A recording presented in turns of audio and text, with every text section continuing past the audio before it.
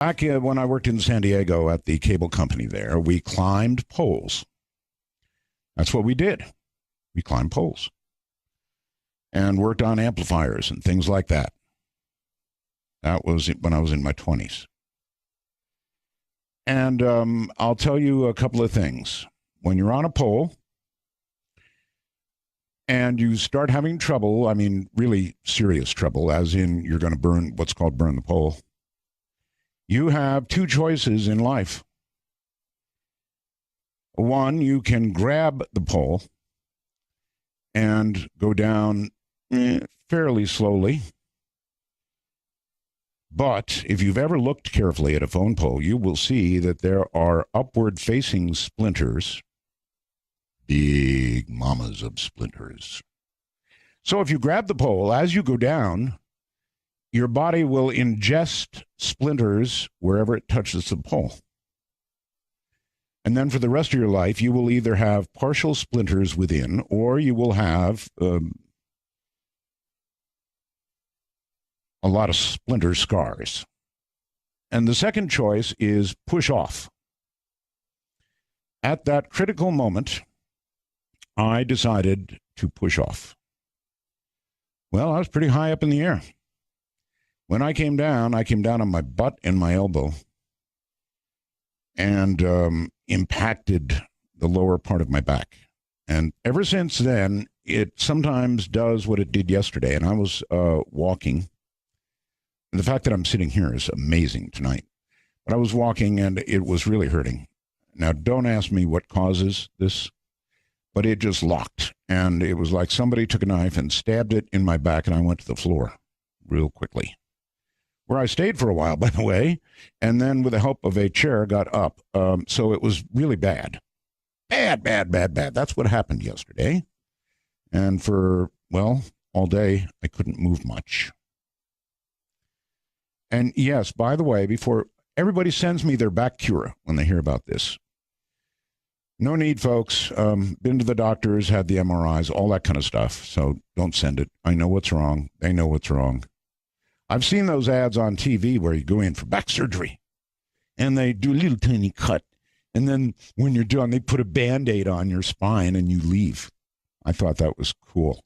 And I asked my doctor about that because, I mean, who doesn't want a couple minutes of attention and a Band-Aid, baby, compared to open her up and put a steel bar in there. And so, of course, I asked my doctor about that commercial. He said, yeah, but it's not for your back, buddy. Actually, when I had my original MRI here just, I don't know, a decade ago, the doctor came back in the room, said a word that I cannot repeat here on the radio about the state of my back. But it starts with F. You know, he told me it was really up.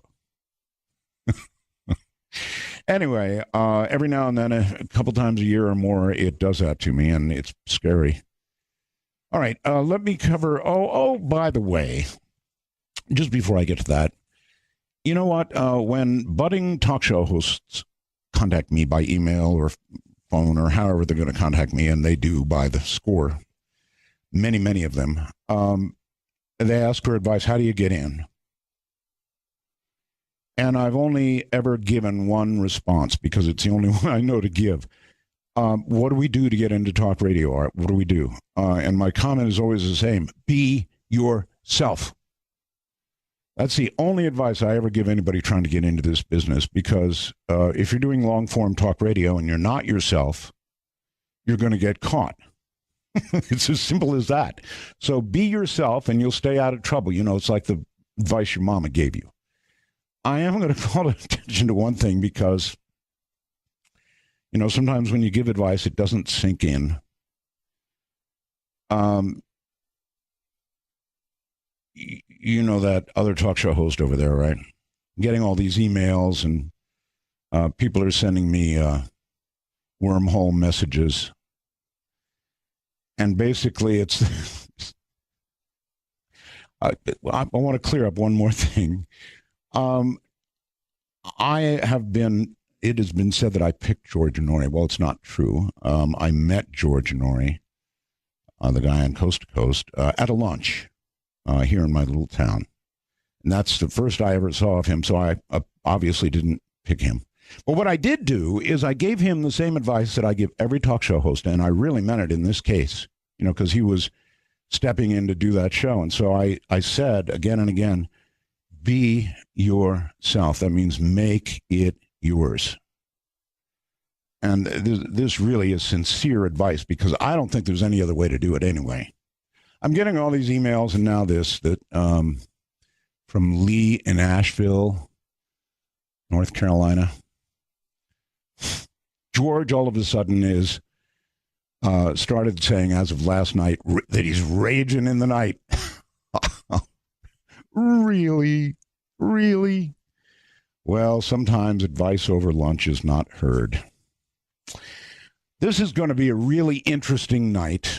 And the reason it's going to be interesting is because we've got a CIA agent, big guy, on the show. I have always wanted a CIA agent. Now, of course, he's not current, because if he was, as soon as he went on the air, he'd be, well, probably not current. If not at room temperature. So that'll be coming up. A few things as usual. The usual ghost photo contest ends Sunday. This Sunday, guaranteed, coming at noon. My webmaster calls himself Ghostmaster Roland. But, I mean, there's something to be won here. A radio, a Sirius XM radio, and a one-year subscription. Go to the winner. Send your ghost pictures to webmaster@artbell.com. Webmaster@artbell.com. Send your ghost stories to me. Include a short, oh, please make it short, like a paragraph or two, sort of a summary of your story, to artbell@artbell.com, and we may call you on Spooky Matter. That'll be our Halloween show.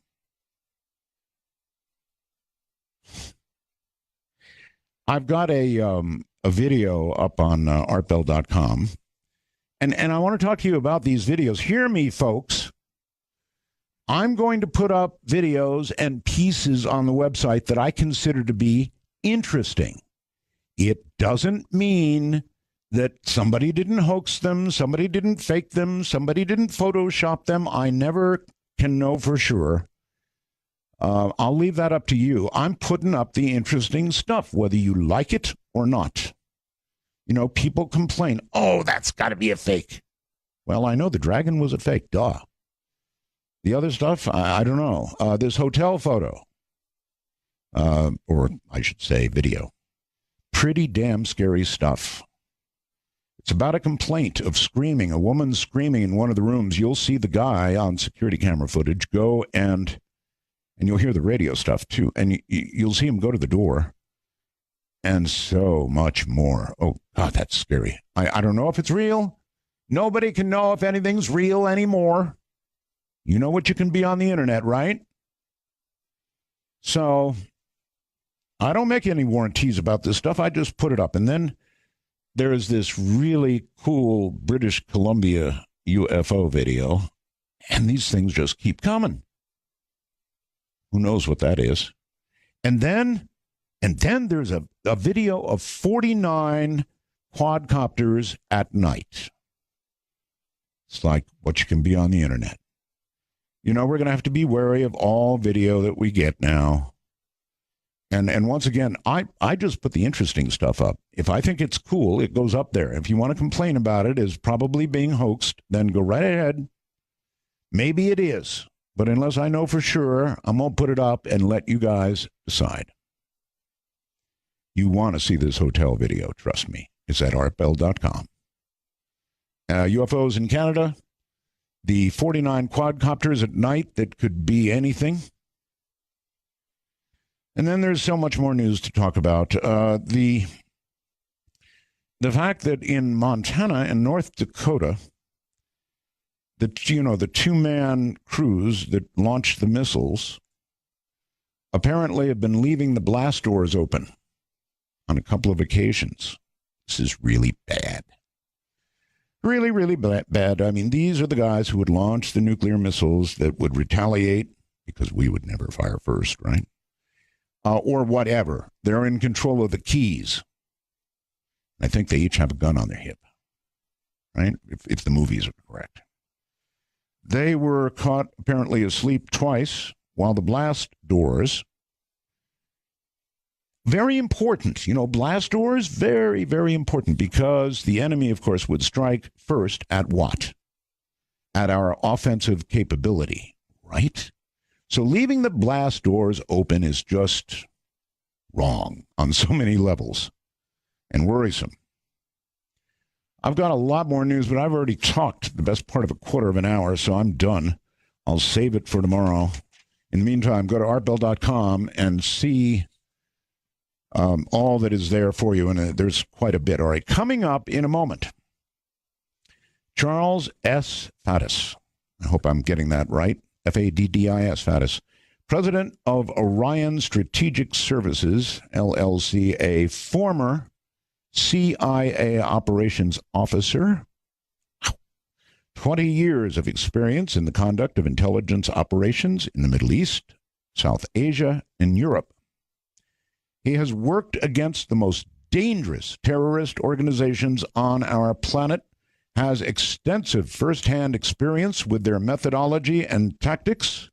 His last assignment prior to retirement in May of '08 was as head of the CIA's Terrorist Weapons of Mass Destruction Unit. He took the first CIA team into Iraq in the summer of 2002. That was in advance of the invasion of that country. Oh, and he has worked extensively in the field with law enforcement, local security forces, and special ops teams. Since his retirement, he has written extensively and provided training to a wide variety of government and private entities. His most recent book, CAFA, is about a fictional bioweapons attack on the U.S. and is available at Amazon.com. So coming up in just a moment, prepare yourselves. This could be really, really, really interesting. My guest tonight, well, I've got probably a lot of tough questions for him. Questions that he may not answer, but, that's all right. Sometimes what you are asked, you cannot answer. We're going to break here because this is Dark Matter, raging in the nighttime. I'm Art Bell. By the way, do you say raging or flailing?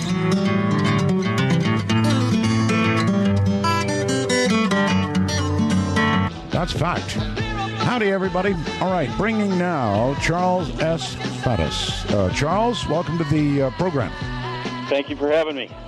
It's great to have you. I have never, well, let's get it straight. Have you been an agent or were you a CIA officer? Or both? I was what the average person calls a CIA agent, but CIA doesn't use that term. They refer to them as officers. Okay. All right. So, but either vision probably works pretty well, right? So, my job was to recruit spies, run spies, conduct covert operations, clandestine operations. That's what people mean when they see CIA agent. Holy smokes. I have always, all my life, wanted to interview somebody like yourself. Are there questions that you cannot answer? I guarantee you there are questions I cannot answer, but that doesn't mean you can't ask them. Could you list a few? Well, that doesn't seem fair. Wait, I could start by saying that's one of the questions I can't answer. Fine. You were involved in some incredible work. I mean, I can't even imagine what it was like to go into Iraq, and we'll get that. First, though, I want to talk about your book. I guess when you retire from the CIA, you live on whatever you get from the CIA, and if you did retire after 20 or however how many do you have to have anyway? If you're in the clandestine service doing what I was doing, you can retire at 20 years. I had been in the Army before then, so that federal service is cumulative. Anyway, yes, I retired. I was able to retire from them, so I get a pension from them. I would imagine the odds are with them never having to pay the pension if your work is dangerous enough. That depends on how good you are, Yes, I'm sure. Listen, we've got a lot of time, and we can go into all kinds of areas that'll probably get you in trouble. But I do want to talk to you about your book. Okay. I'm a classic doomsday story lover. I don't care whether it's nuclear conflict, biological, I guess the totality of a biologic attack, something really horrible. I'm into all that kind of stuff, and I read those books and see those movies. And you've written something, right? Right. So the latest book I've written is a novel, and it's called CAFA, and we can talk about the title and where that comes from. And It's about a fictional biological weapons attack on the United States, in this case using the plague. And when I write fiction, I try to do a couple of things. I mean, one is I try to make it fun, so it doesn't turn into a textbook or tedious. It should be a fast read. It should be entertaining. But the second thing is, I do try to write something that actually reflects, as much as I can, the reality of intelligence operations, counterterrorist operations, real threats. So, my books are not filled with cars that fly and nuclear wristwatches and all the James Bond stuff. It's a much grittier, street level look at a world where people stay alive mostly by being quick and thinking two steps ahead, and you sort of live by your wits. And the biological weapons thing is actually a great topic for that, because it's not science fiction. It is unfortunately what most WMD experts call the number one most realistic terrorist WMD threat that we are facing. I think so. I think so, because biological agents multiply all by themselves with our help, right? Exactly right. I mean, what you're talking about, there's also the possibility of engineering, nasty new things, but by and large, what you're talking about is being worried about people spreading pathogens that are already out there and are already engineered to kill human beings. Yes, but as you point out, something engineered could be all the more lethal and all the more contagious. It could be designed to be all of that, and I'm sure that there are things that we have that do that, and Russia has and others have. And what do you know about how much of that stuff is out there? Well, both. Let's talk about the U.S. and Russia right now. I mean, both countries have had in the past not only biological weapons programs, but large offensive biological weapons programs. In other words, programs that were designed to develop weapons to kill or incapacitate millions of human beings, to be used offensively to attack other countries. The U.S., I think, legitimately did walk away from that some time past. The Russians claim to have. But there's a little. I mean, and I think largely that's true. But there's always a catch, right? So the thing is that both countries and a number of other people continue to pursue work that they would characterize as defensive. In other words, they pursue work in laboratories which is characterized as being designed to prepare us to protect ourselves. Well, sure. In reality, if you're mucking with microorganisms and you're researching deadly pathogens, whether you're trying to figure out how to use them offensively or defensively, you're still cultivating deadly pathogens. So even if you're not building bombs filled with anthrax, if you're cultivating anthrax and it's still sitting in laboratories, as we saw back with the attacks in D.C., over a decade ago, then you've still got deadly pathogens. You've still got stuff that can kill people. And if it gets out of those labs, it doesn't really matter why you made it in the first place. It's still going to kill people. Bad as anthrax may be, I can envision a biological organism, as you pointed out, engineered, that could be I suppose, suicidal, that bad for whoever used it because it would ultimately get back.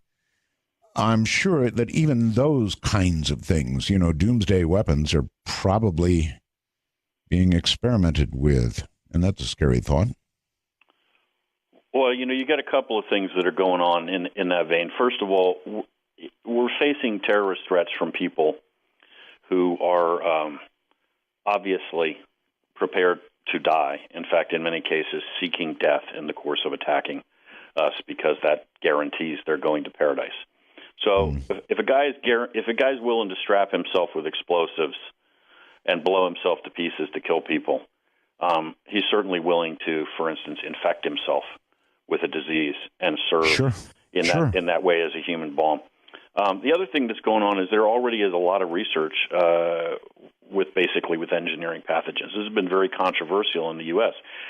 We have labs where they have been working, basically taking a look at things they're afraid of, like the avian flu, and they're afraid it will mutate because these organisms mutate and evolve all the time.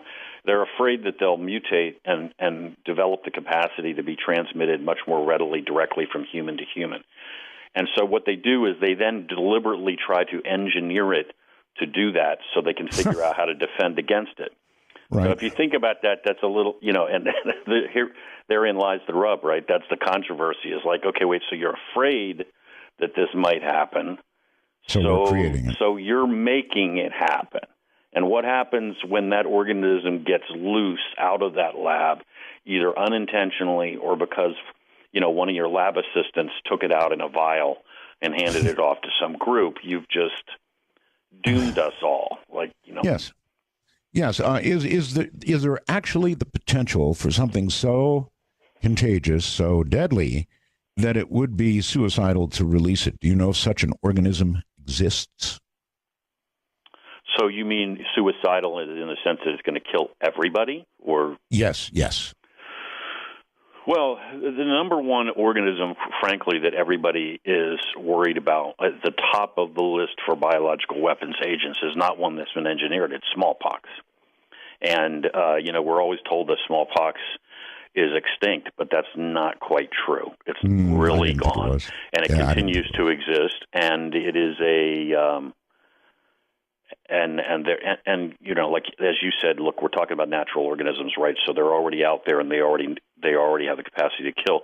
They grow. They're organisms. You don't have to steal a ton of a virus or a bacteria. You steal enough to then culture it and cultivate it and grow it, and then you have whatever quantity you want, depending on how much time you have and how good you are at doing that. So tiny quantities of smallpox, in other words, could then basically allow you to develop an entire program. And that terrifies the hell out of people because that will, I'm not saying it'll kill everybody on the planet. It will kill vast numbers of individuals, potentially millions and millions of people.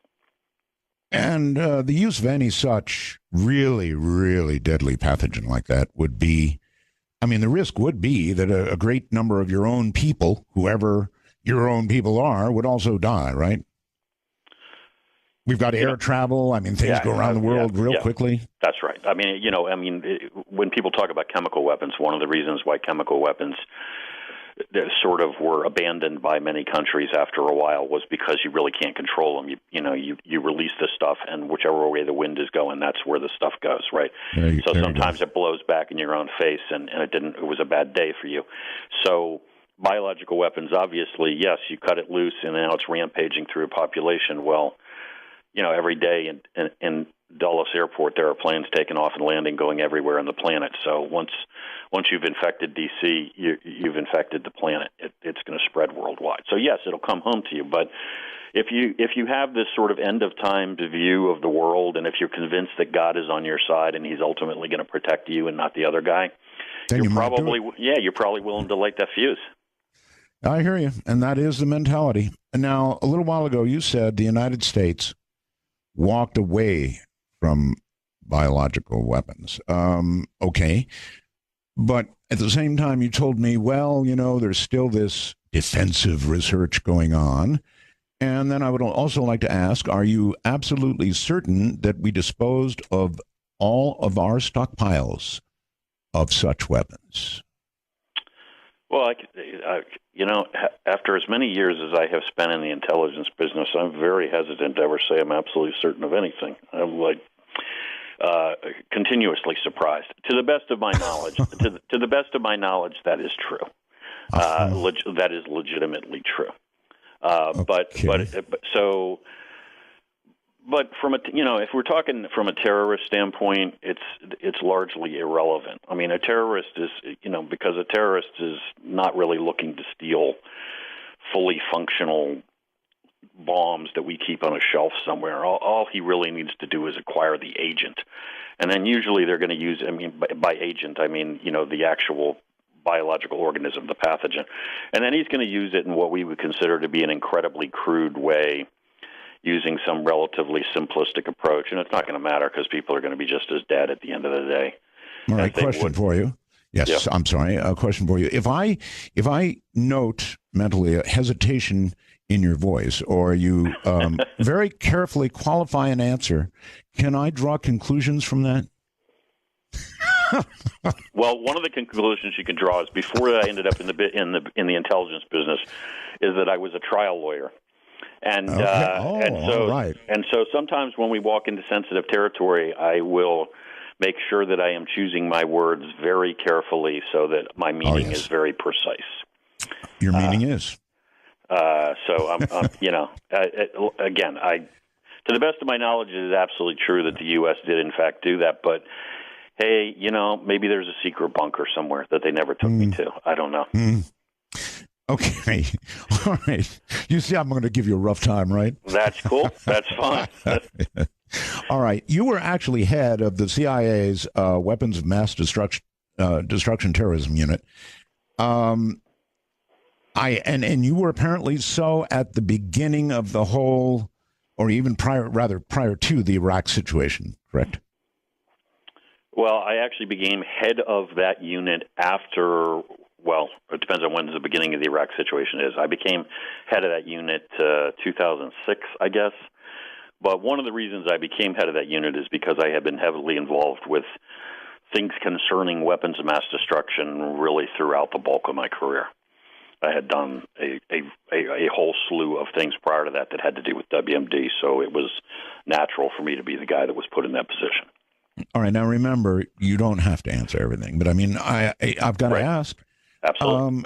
Ultimately, we didn't find WMDs in Iraq. Or some have said that they got them the hell out of Iraq and that they went to Syria. Do you know which is the case? So I heard during my time, I spent almost a year in Iraq. Wow.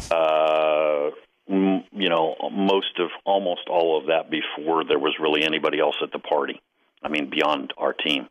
And in the course before the war, right?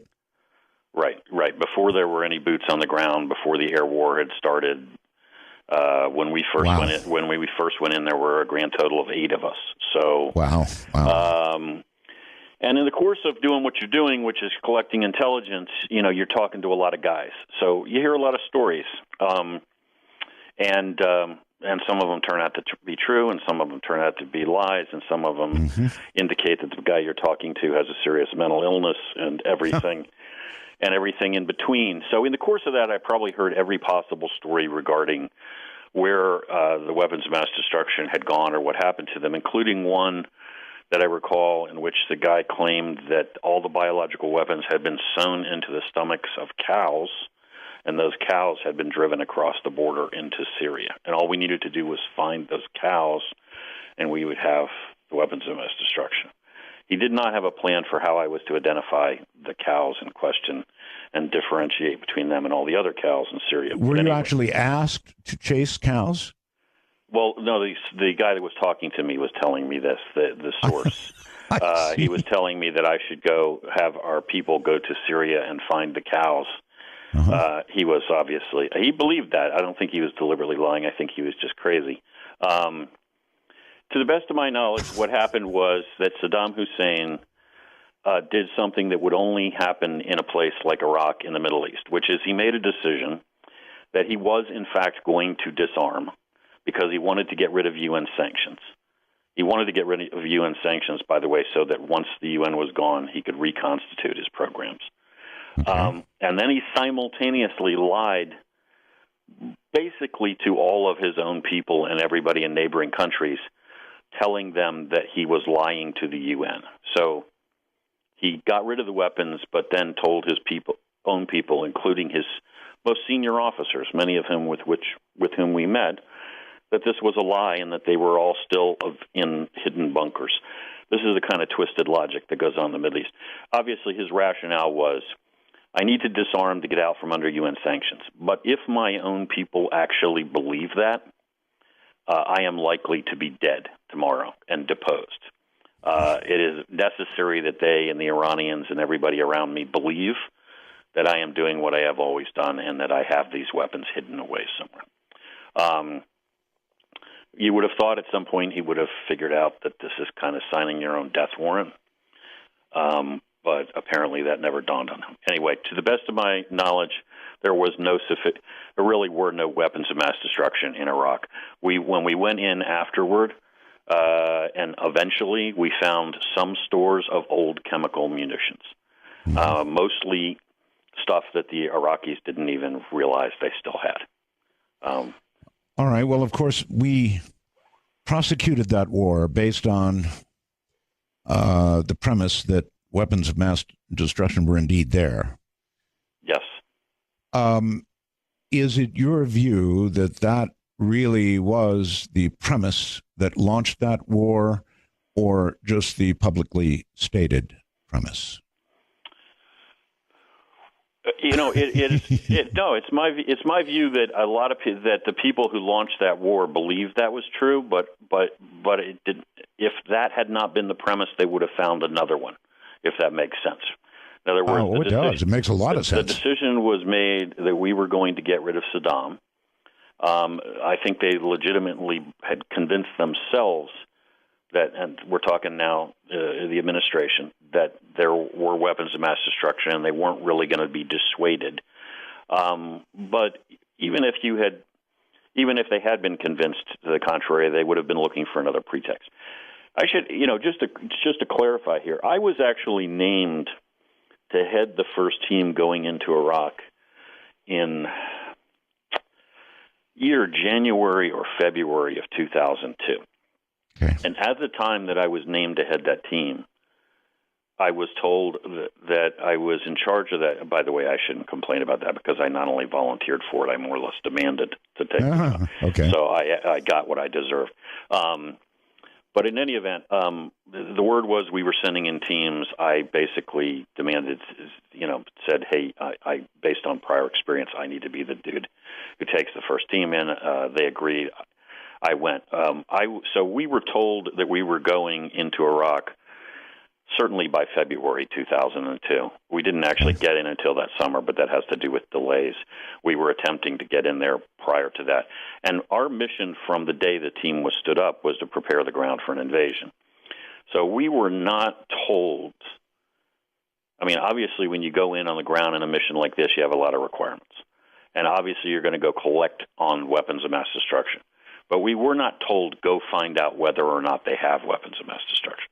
We were told, we know they have weapons of mass destruction. We are going to invade. That decision has already been made as of February 2002. Primary, in addition to everything else you're doing, your number one mission is go, what we would call in the trade, prepare the ground for the invasion. Gotcha. You be the first guys on the ground to prep the ground for the military invasion. The decision has already been made by the president. It will happen. That's dangerous. Can you give me a clue of what preparing for a ground invasion would entail for 8 people? So we go in with 8, and then obviously over a period of time we flow in a certain number of individuals afterward, but the size of the team still stays small. In other words, we're never talking more than a few dozen individuals total. Gotcha. We're collecting intelligence on the Iraqi military, for instance, because the U.S. Army and the U.S. Air Force have endless things they'd like to know about everything. their comms, their weapons, their morale, their logistical system, yada, yada, everything in the world. So we're collecting boatloads of intelligence. We're establishing relations with the locals, with the Kurds in the north, so that we're prepared to bring troops in. So we're checking roads, checking bridges, checking infrastructure. We're identifying places for drop zones, helicopter landing zones. I mean, there's an endless amount of work. Some of it is strategic intelligence. Some of it's grunt work. I bet. On what premise were you entered into Iraq? You mean like what was our cover? Yeah. Yeah, I don't. Non-existent. We were hiding in the mountains with the Kurds. That's what we were doing. As we used to tell new guys when they would show up and be worried about their cover, we'd say, "Listen, I don't know if you've noticed, but you don't blend. You don't blend here, well, like exactly. in my cousin Vinny. So there might be one really stupid guy in a village here who doesn't know that the Americans are up here, but he's the only guy. So just all right. Let me try this. Did you enter Iraq with a passport, or did you come in through Turkey? Or can you not answer that? I came in through Turkey. Okay. And we entered with the assistance of the Kurds, with the Kurdish people that live. Right. Well, you said you were in the north, so that would have. You said you were in the north, so that would have been my guess. So, yes. So we went in and worked with the Kurds. So that gives us, if you will, some sort of base of operations. It gives us allies. It gives us people to help us with security, that kind of stuff. Sure. All right, Charles, you're incredible. Stay right where you are. We're going to take a break. You can relax for a moment, and we'll be right back. The Sea Crane Company would like to offer you a way to record this program with impunity and easily. It's called the CC Witness Plus, and all it is a little MP3 digital recorder and player. It's very, very high quality.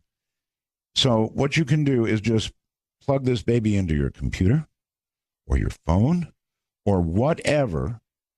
It'll record my 4-hour show, and you can listen at your leisure, or, of course, plug it into the SiriusXM radio.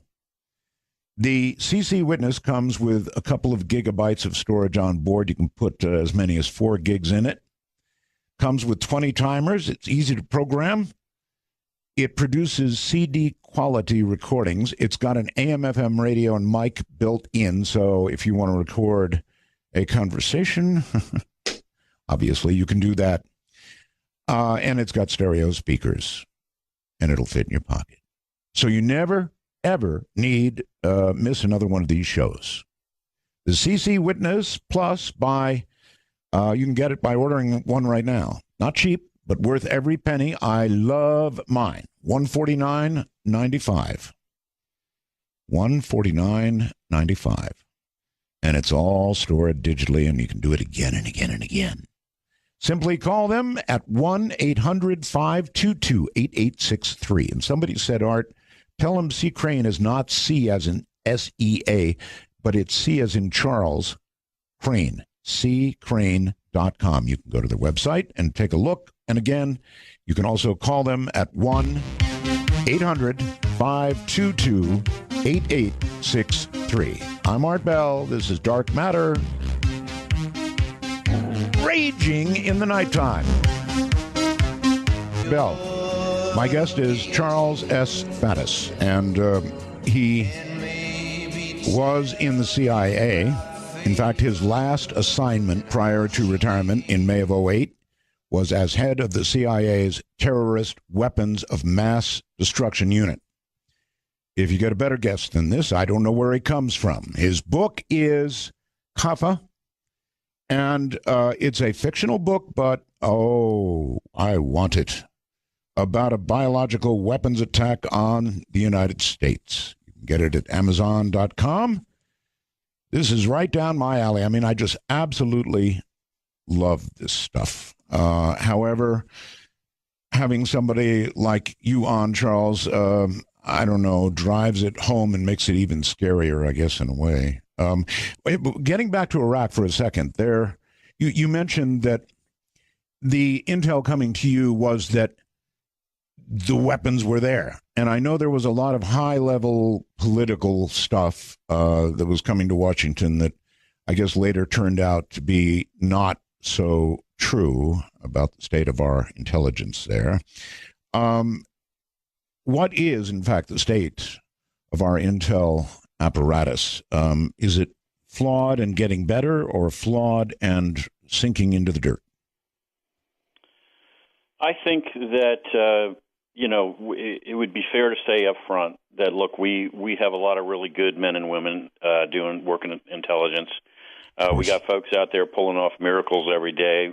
We have a lot of them are, obviously still, a lot of them are folks that I worked with, good friends. And there are some, folks out there who have given their lives, particularly in the last decade.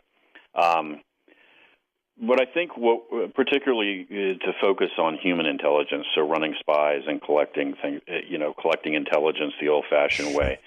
Honestly, we have a lot of work to do. I mean, it doesn't mean that we don't do good things or that we don't know anything or that there aren't great people. But I think that, we're not performing at the level we need to. We don't have the intelligence we need to have. I think that Washington has a tendency to try to solve every problem by bureaucratizing it, throwing money at it. The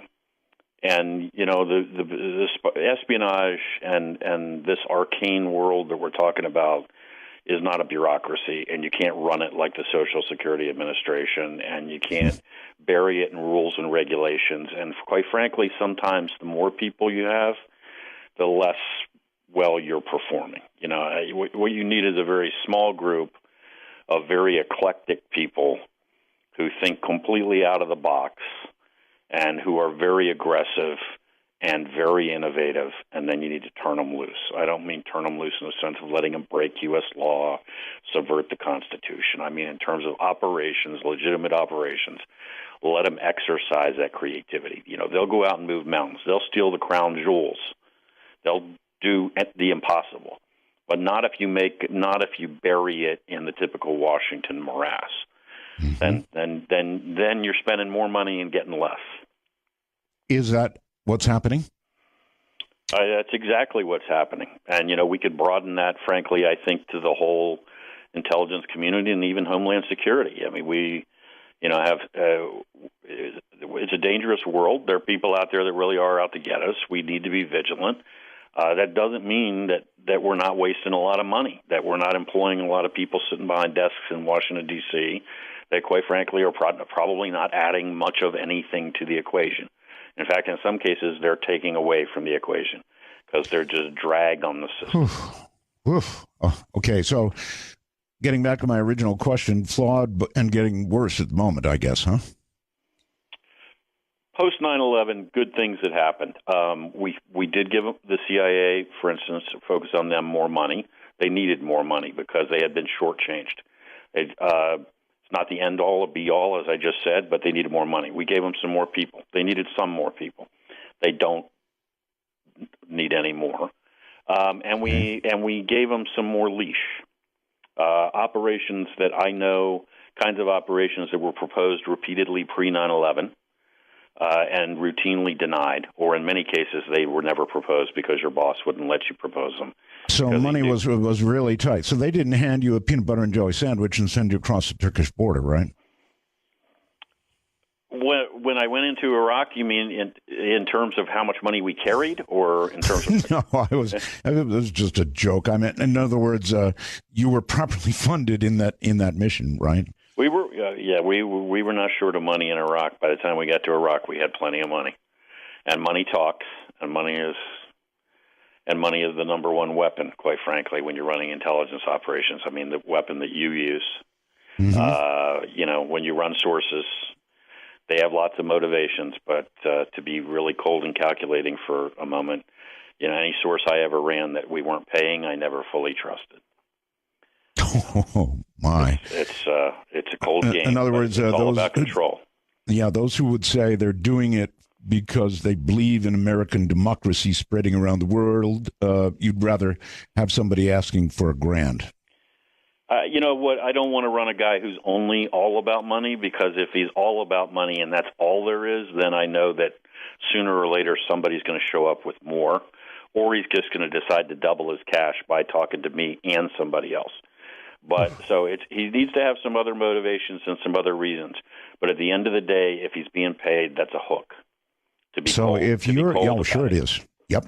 If you're in the process of recruiting somebody, I imagine there's a very careful mental vetting that you do of this person before you decide to proceed, huh? Yeah, you know, if you're really recruiting a guy, in other words, we're not just talking about a guy that you speak to one time who shows up and tells you whatever fantastic story. If we're really talking about a guy that's going to be a source, that's a whole game of mind melding with someone. And it's the same dance that's been done for centuries in this business. By the way, none of this is new. You know, the spy masters for Queen Elizabeth in the 1500s were doing the same thing. You're climbing into this guy's head. You're figuring out what buttons to push. You're figuring out what motivates him, what his vulnerabilities are, and then you're figuring out how to push those buttons, and then you exercise control and manipulate him. And I know that sounds very cold, but it is a cold business. That's how it works. Of course, it's a cold business. And I guess you were pretty good at it. You did this how long? I mean, more or less in the CIA, how long? Well, I did that the entire time I was in, and I was overseas almost the whole time I was in the CIA. So that's, roughly 20 years of doing that. And were you ever close to apprehended? Because it's not good to get caught if you're in the CIA, really in the CIA. It's very bad. Yes. How's that for an expansive answer? Well, maybe I should extend the question. Were you actually caught? I spent some time. I spent some time on one occasion talking to some local officials about what I was up to. Yeah. Well, you're a good talker. Did you talk yourself out of it? I think by the end of by the end of the exercise, there was no ambiguity about what I was up to, and they decided to look the other way, and we moved on. If that makes any sense, there are targets and operations that, while folks may not like us doing them without their permission, are what we might call compatible. In other words, if you're chasing bad people and you're doing it in somebody else's backyard and they didn't give you permission to do it, they're probably still not going to be excited when they catch you, but they may or may not react the same way as if they caught you running, say, the Prime Minister's personal secretary. Mm-hmm. They might just say, okay, good, why don't you just get out of town now and move on? Interesting. Is there anything that you could say, knowledge that you have, that you could say tonight that would likely get you killed? I'm not asking you to say killed by our own people. Maybe, yeah. Or does that happen? I think all kidding aside, in order to get yourself targeted for lethal action, to use the euphemism, or the antiseptic term by the U.S. government, you would really have to put yourself. You'd have to put yourself, on the other side with some group that is targeting Americans. You'd have to join Al Qaeda or some similar group that's become an enemy combatant. You would have to do something like that. Now, I think what you could much more easily do, especially these days in Washington, is put yourself in a position where nobody's going to come and put a bullet in your head, but they're going to prosecute you. They're going to pull your security clearance. They're going to do all sorts of other things to put pressure on you and make you shut up and make you be quiet. Well, in the case of a CIA operative, if he were to begin to turn, that would be far more dangerous than somebody from Cleveland, Ohio, who decides to join Al Qaeda in Somalia. You could potentially do so much more damage. So I would think you would be a special threat. You worry anytime you're worried about somebody who's been involved in that kind of stuff. You're not only worried about expertise, but you're worried about all the stuff that you carry around in your head, right? Because you carry around in your head the names of we can talk all day about in generic terms about running assets, and nobody really cares because that business hasn't changed in a very long time. We start talking about identities of assets or specific pieces of intelligence or that kind of specificity, then we're in a whole different realm. When you leave the CIA and you're going to embark on a new career, you're going to write books, maybe you're going to go on talk shows like this or CNN or wherever you end up. In other words, you're becoming media active. Does the CIA have a way of having a chat with you about where you can and where you cannot go? What happens when you're working the way I was working? You're obviously undercover the entire time you're working because you don't run around overseas with a CIA badge. Right. When you decide that you want to leave and you want to acknowledge what you did, so in other words, to tell people I was in the CIA as we're having this conversation, you have to actually apply for permission to do that. You have to request permission from them. And then when they give you that permission, yes, they will effectively bless what amounts to a resume that says you can go into this level of detail about where you were assigned and what you did. And then when I write magazine, some kind of opinion pieces basically every week, plus nonfiction, plus fiction. Everything that I write that has any connection to national security, national defense, terrorism, all this kind of stuff, I send to the CIA in advance of publication. And they actually clear all of that. I have never had an issue with them, quite frankly, because I know it's them having an issue with you that you have to worry about.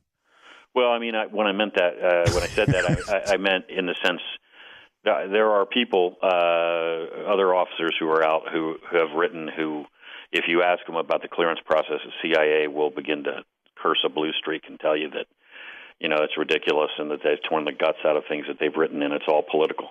I've never had that issue with them. I have a good sense, obviously, of where the lines are between what's okay to talk about and what's not, and I don't try to cross them. So, for instance, we were just talking about cough on my last book. They cleared that in about 2 weeks, and they made no changes whatsoever. They cleared it as is, word for word, the entire thing from beginning to end. Obviously, it's all right. Fiction. Well, then I want to ask this then. When you wrote your book, how much of your professional experience did you incorporate in it? A lot. I mean, that's one of my objectives when I'm writing. As I said before, when I'm writing is to try to give people as much as I can a feel for what it is really like to be on the street involved in this game, if I can use that term. So, are there points at which I have to hold back? Yes. Are there specific, exact, precise techniques, what the CIA would call methods, that I do not incorporate, or I fuzz the picture slightly so that we don't give away too much trade secret? Yeah, 100%. There are also times, for instance, in regard to biological weapons in this book, I know exactly how this could be done. I incorporate enough of that in this book to, I think, make it. I mean, most people that have read it tell me that it's so realistic that it's terrifying. I will tell you that I still obviously leave some steps out. I don't want to write a primer that how gets to picked book, up. Yeah, exactly. How to go kill 1 million people. Right. So I leave some steps out, but I don't think unless you're a real expert, you will understand that those steps are missing. It'll never occur to you that there are any steps missing. Should there be a limit on what people are able to put on the internet? That's going to be a tough question. I mean, people are telling you how to poison other people, telling you how to blow up other people, telling you how to make bombs, telling you how to, perhaps even biological weapons or chemical weapons. Probably there's a formula on the internet. I would imagine this has made your job, or would have made your job if you were still there at the moment, infinitely more difficult, wouldn't it? Yeah, but this is, this horse is out of the barn. The ship sailed. Yeah. Whatever other tired old expression I'm going to use. Here's the thing about all of this stuff to do with weapons of mass destruction. Any idea that this is science fiction, or that only three guys with giant brains somewhere in a lab know how to do this stuff, or that most terrorist groups aren't focused on this yet? All wrong. Every terrorist group on Earth that I am aware of has for a long time been very, very focused on acquiring weapons of mass destruction. You kick in, and they have manuals on all of this stuff, and they send it to, and they trade it over they distribute it over the internet, and have been doing that for a long time. So you kick in a random door to a safe house in Pakistan, Iraq, name a country, and grab their hard drive off their computer as you drag the boys away, and guaranteed there will be manuals on that hard drive, along, by the way, with gigabytes of porn. There will be manuals how to for sarin gas, mustard gas, ricin, anthrax, everything. Now, thank God, most of them can't. Many of them still can't make it work. And thank God many of the recipes they have are wrong, but they are. This is ongoing, and it happens.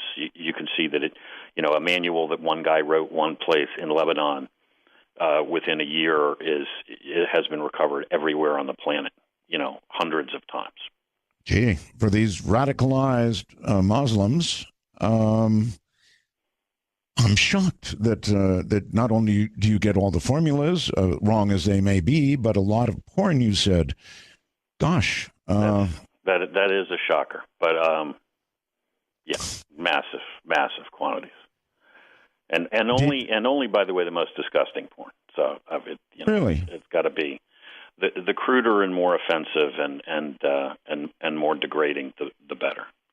So how you square that with the purity of your religious principles, I'm not quite sure, but that's my point. Yeah, it's and that's almost universally true. Yes.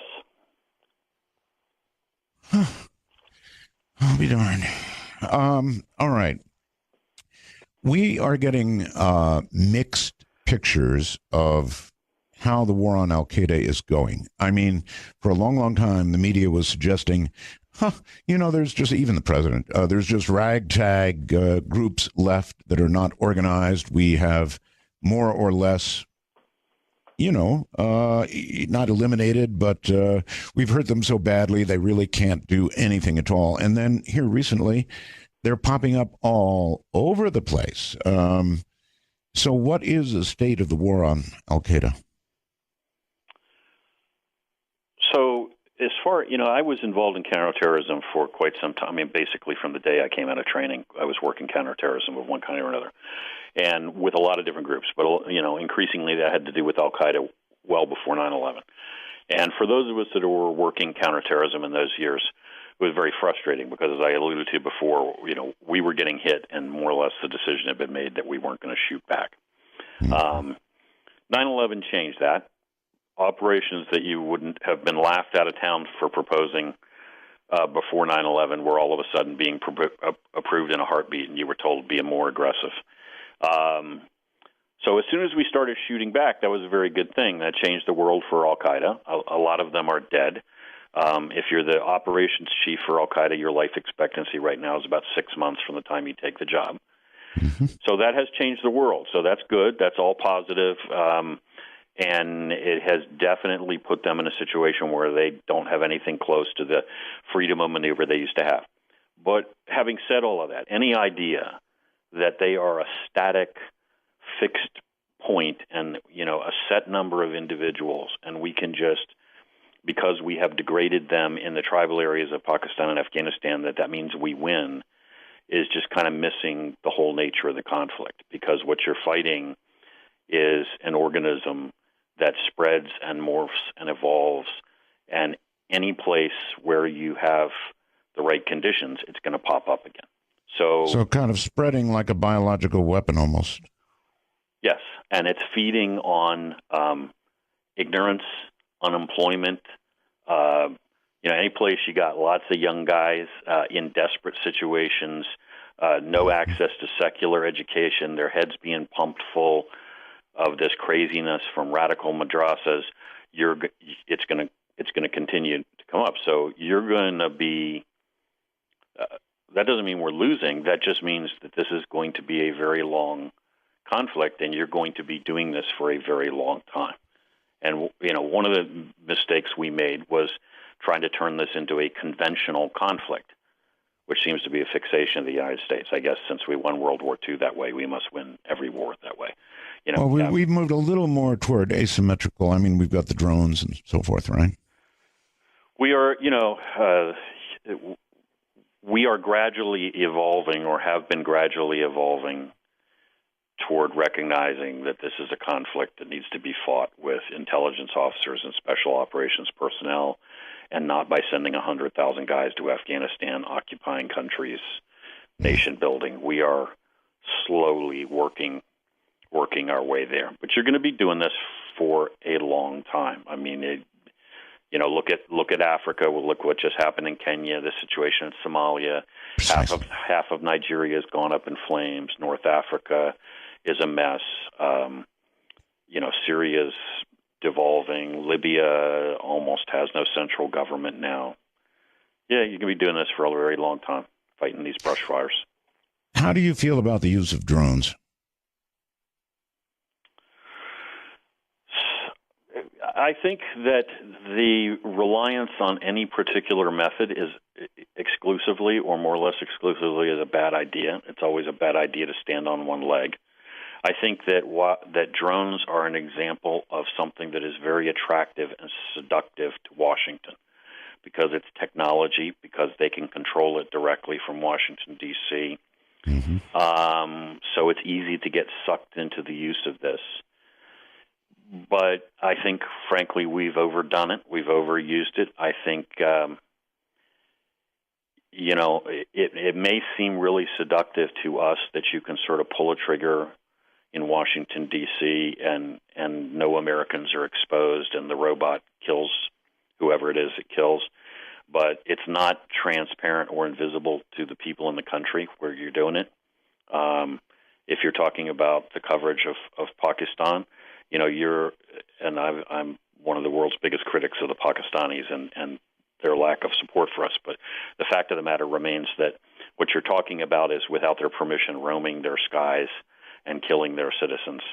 If we have a drone strike and there is collateral damage, we've just made people who would probably give their own lives to get back at us in any way they could. I would think, right? Yeah, and look, I mean, there are two problems with collateral damage. A is the quality of your intelligence, and I think people should not assume that I think people have this vision that every time a drone fires that we must basically know exactly who's sitting in that car. And we don't always. And I think that's not a valid assumption to make. There's that issue. And then here's just this sort of comment, in my opinion, applies to this and applies to all combat. Just forget all these concepts about surgical strikes, antiseptic this, limited that. I mean, yes, you can use more refined techniques and you can try your best to limit collateral damage, and yes, you should, and I'm not saying you shouldn't. At the end of the day, war is about killing people and breaking things, and it's ugly and it's messy, and the wrong people always die, and people always get caught in the crossfire, and the guy who never had women and children in his car before today will be transporting somebody in his vehicle, etc. Yeah. You will always, there is no way to blow things up in somebody else's country and not end up killing folks that didn't deserve to die. And if you're not prepared to, so just accept that, and either accept it or don't do it or whatever, but don't pretend like you're surprised when it happens. All right. It's ugly and it's nasty. I'm sure it is. Charles, hold tight. Better take a break. This has got to be one of the best ever. Charles Faddis is my guest, ex-CIA. Don't call right now. Charles Faddis is my guest. You may want to look this man up. You may want to grab his book. I certainly do. It's Kaffa. And in a moment, you know what? The heck with a moment. I'll do it right now. Charles, I understand that it's a fictional book, but based on a lot of your experience. What I want to ask is, if you were to sort of give me a teaser with regard to your book, without giving away the farm, what would you say? So the reference to Kaffa is the name of a city which is actually today in the southern Ukraine on the shores of the Black Sea. And in the 1300s, Kaffa was a fortified city occupied primarily by Italian traders. These are the days of this spice road and so forth. And they were besieged by a Muslim army of Mongols, and the army besieging them began to be swept by the Black Death, the bubonic plague.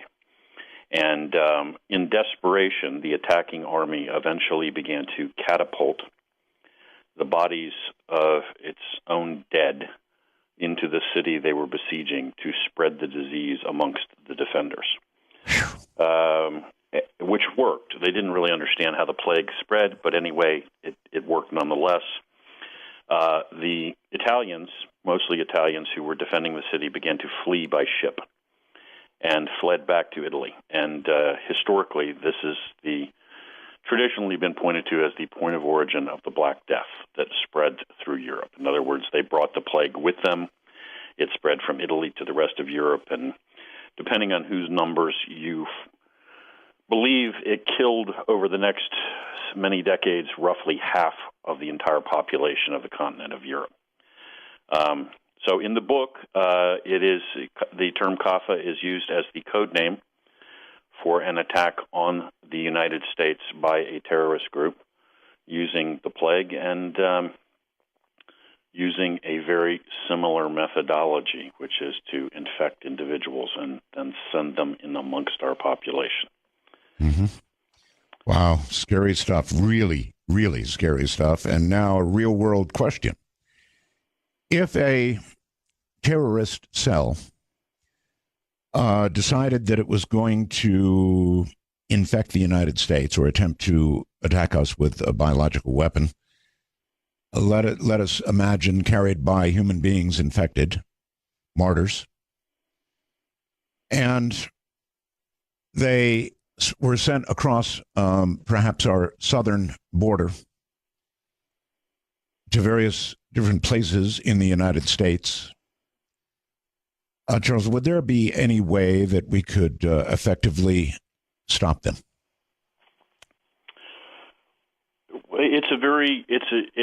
That's a close call, I guess. It's a very good question. Maybe not. It depends on a variety of factors. It depends on how fast we move. Let me sketch this out, and this is roughly the way the book works out, is a terrorist group that's going to stage a biological weapons attack is not going to act like every group in a movie or in television where they tell everybody what they're going to do and that there's a clock ticking down and then you try to stop them. In the case of a biological attack, so for instance, if terrorists bring a nuclear weapon into the United States, you're going to know that they have it here because there's going to be a mushroom cloud somewhere. That's going to be the announcement that you're going to have. With a biological weapon, they're going to release it in your situation using what actually, this is scary that there is a term, using biomartyrs. They're just going to do it. And they're not going to tell you that they did it. They're not going to tell you they're going to do it, and they're not going to tell you that they did it. So what's going to happen is they're going to infect people. And then those people are going to do what people do when they start feeling sick. First, they're probably going to ignore it. Almost all these diseases start with the generic flu-like symptoms. So you're achy, yada, yada. You think you got the flu. You don't have time for it. You work through it. You might take a day off from work. You don't immediately run to the emergency room because you got flu-like symptoms.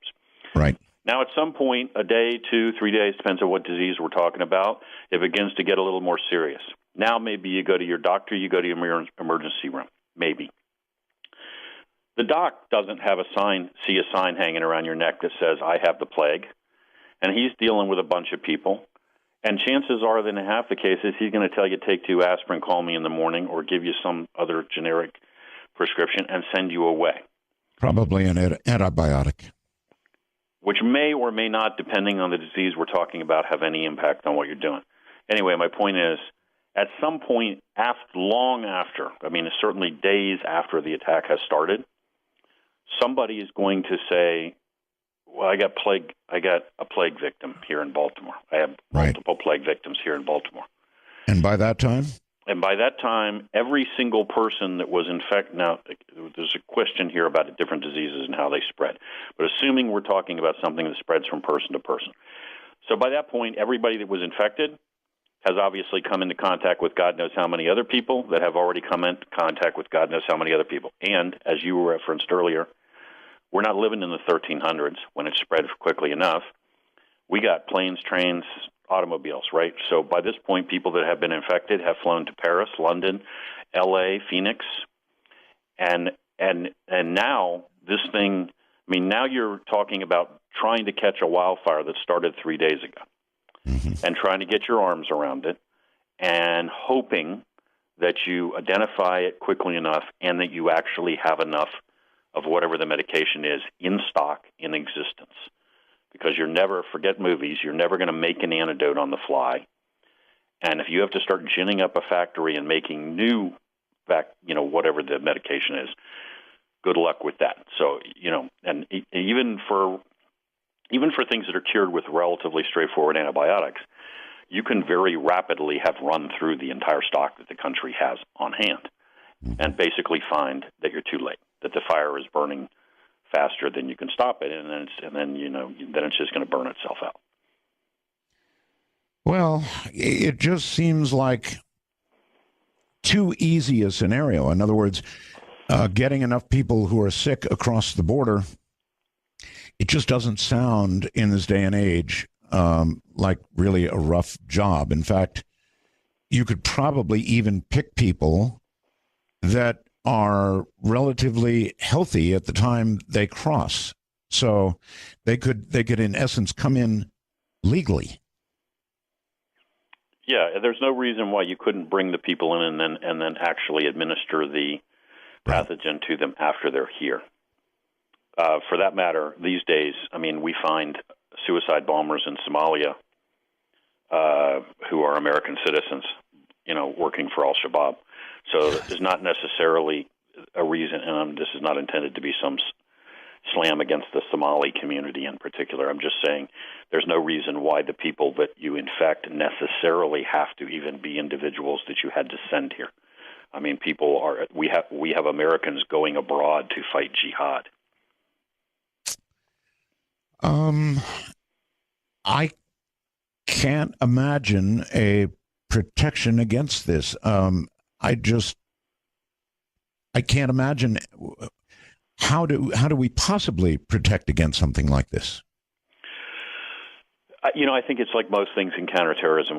There isn't a silver bullet. The way you fight it is you fight it on a variety of fronts. So one thing is that we ought to be aggressively going after every group every group has aspirations to acquire these kinds of weapons, but we ought to be vigilant. We ought to be any group that looks like it's actually seriously pursuing this capability. We ought to be chasing them down. We ought to be doing a tremendous amount of work with our hospitals and healthcare providers to make sure that they don't just tell the guy who has the plague, here, take 2 aspirin and call me in the morning, that they're vigilant and that they're reporting and they're bringing things to people's attention very quickly.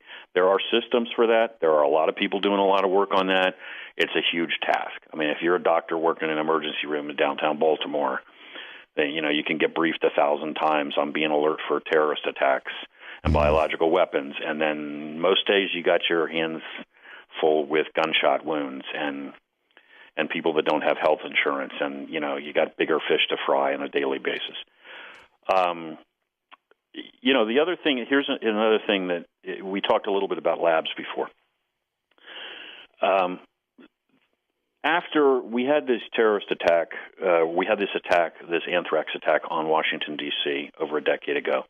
The point of origin was one of our own biological labs. It was the biological safety level 4 lab at Fort Detrick, the U.S. military's lab. And one of their own doctors who had some obvious mental health problems took the anthrax out, and he's the one that mailed it and staged this attack. Right. So in response to that, in an action that only can make sense to Washington, D.C., because we had just been attacked using agent that was taken out of one of our own labs, we then decided that we really needed a whole bunch more of these labs working with dangerous pathogens in the country. So since 9/11, since those attacks in 2001, we have built hundreds more labs in which you can work with these agents. So the most secure labs are called biological safety level 4 labs. There were, I think, if memory serves, 4 of them in the country in 2001. They're now 15. There were a few hundred of the next tier, biological safety level 3 labs. Nobody actually knows how many there are now because no one agency counts them, but rough number, 1,500. All of those labs, BSL 3 and 4, every one of them is at a level where you can work with the plague and anthrax in any of those labs. So what we now have is a huge problem with the possibility that a group can simply take one of these pathogens out of an existing lab, and our safety measures and our security measures are not adequate, and that's a gigantic danger. And by the way, there have been a whole bunch of government reports that have pointed that out, and no real action has been taken. That's another door we ought to close really, really, really fast before we find out that we get hit again with the plague or anthrax or something, and that it came out of one of our own laboratories. Let us take the plague. There are so many choices, but just let's stay with the plague for a second, Charles. From the time you would come in contact with somebody who has the plague to the time that you would, I guess, finally go to the doctor, I mean, how much time are we talking about? So, with a lot of these questions, the answer always begins with the always helpful, it depends. But the plague, like a lot of these diseases, takes different forms in the sense of what part of your body it infects. So when people talk about the bubonic plague, that's a reference to these giant bumps, these black bumps that appear in what they're called buboes that occur in your groin and in your armpits and stuff like that. And that could take several days, and you might have time to be treated. But there is another form, which is the pneumonic form, which basically means it infects your lungs. Mm-hmm. Here's the other key thing. The plague typically is referred to as being spread by fleas. I mean, what happens is it lives. The plague lives in the blood of rodents, really. In the United States, by the way, in prairie dog populations in the Southwest, it's still very common. And then fleas bite these rodents, and then they bite humans, and they spread the plague. And that's typically, if you ask people how the plague spread, that's what they're going to tell you. Well, it can also spread, if it's in the lungs, you can spread it directly person to person.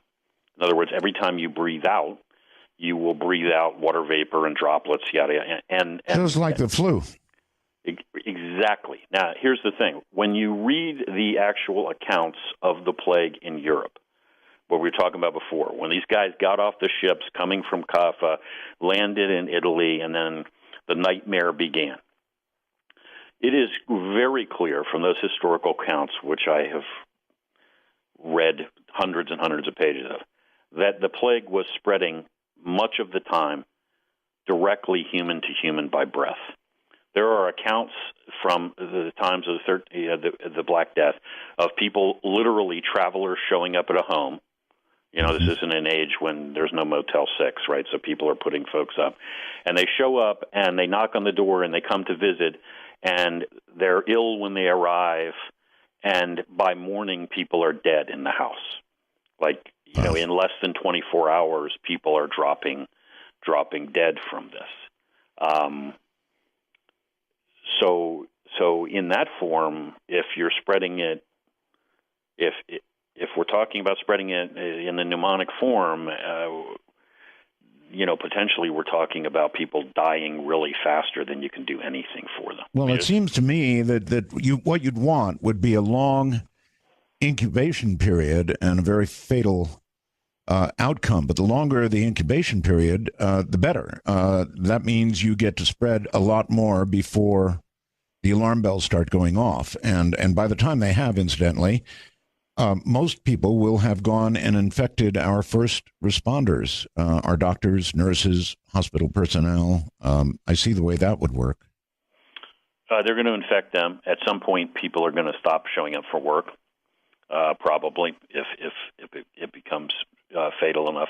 In regard to the incubation period, you're right. I mean, this is the kind of crazy, sick stuff that weapons designers think about. This is why some forms of things like the Ebola virus and so forth are not particularly effective as biological weapons, because essentially the epidemic burns itself out faster than it can spread. People die before they can really move around very much and infect other people, so it can't get loose. That, of course, doesn't mean that Ebola suddenly loose in New York City wouldn't be awful. No, and you can just imagine the psychological trauma caused by any of this. I mean, you wouldn't, even long before you got to the point of killing millions of people, you would. I mean, my God, how many people have to die, and how widespread does it have to get before nobody's going to work anymore, before nobody's going to the supermarket anymore, before nobody's letting anybody onto their lawn anymore? The country is terrified, locked down, just kind of cut in.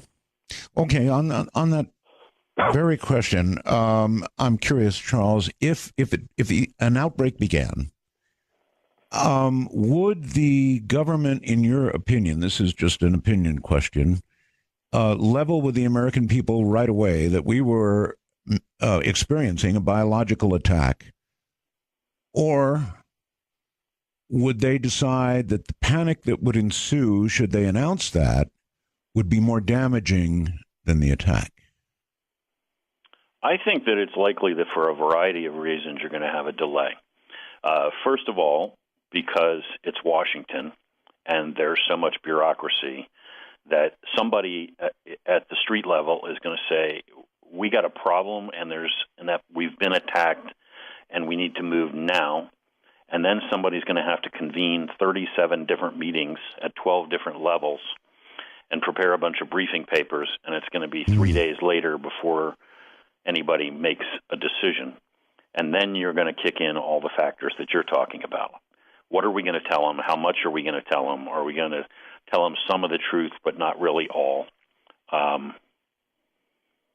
This is not, this is not the kind of stuff Washington's good. Washington's not good at this kind of thing. No, it isn't. Or putting together healthcare websites either. Oh, I got a laugh out of you finally. Okay.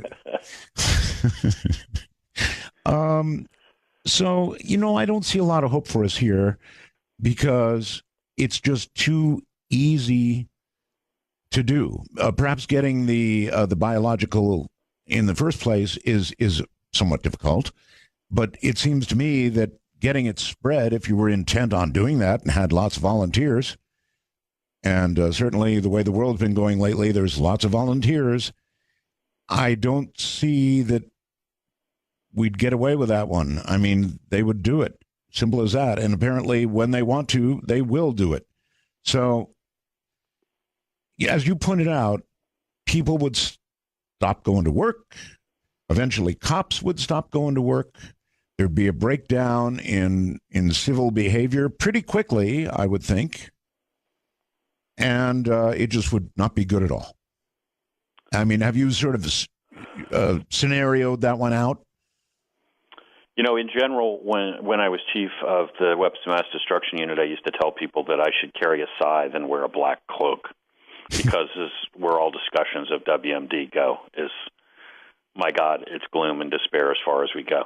No, here's the other kicker. The Weapons of Mass Destruction Commission, the WMD Commission, that has done studies on terrorist threats, 5 years ago said within the next 5 years we will be hit with a biological weapons attack by a terrorist group.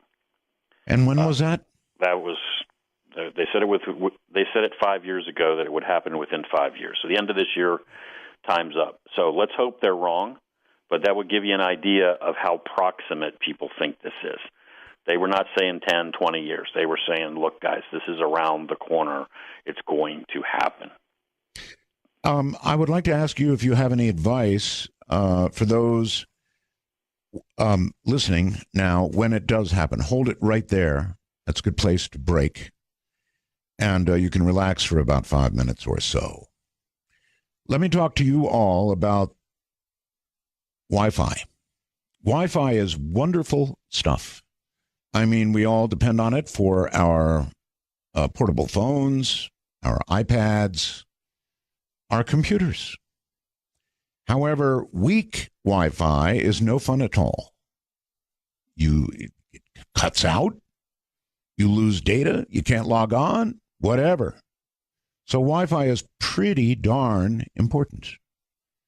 Now comes the Super USB Wi-Fi Antenna 3. If you're a trucker, just as an example, if you're a trucker, and I know I'm talking to plenty of truckers, this thing is about 9 inches long, if that, maybe less.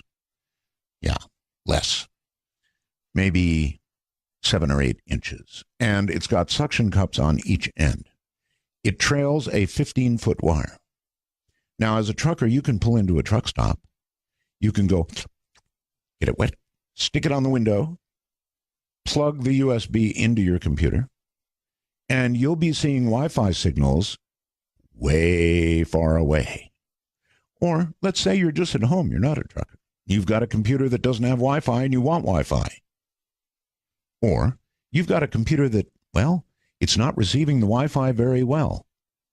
Well, forget what's in the computer. Use the Super Wi-Fi Antenna 3 because not only will you see your own Wi-Fi, but you'll see neighbors.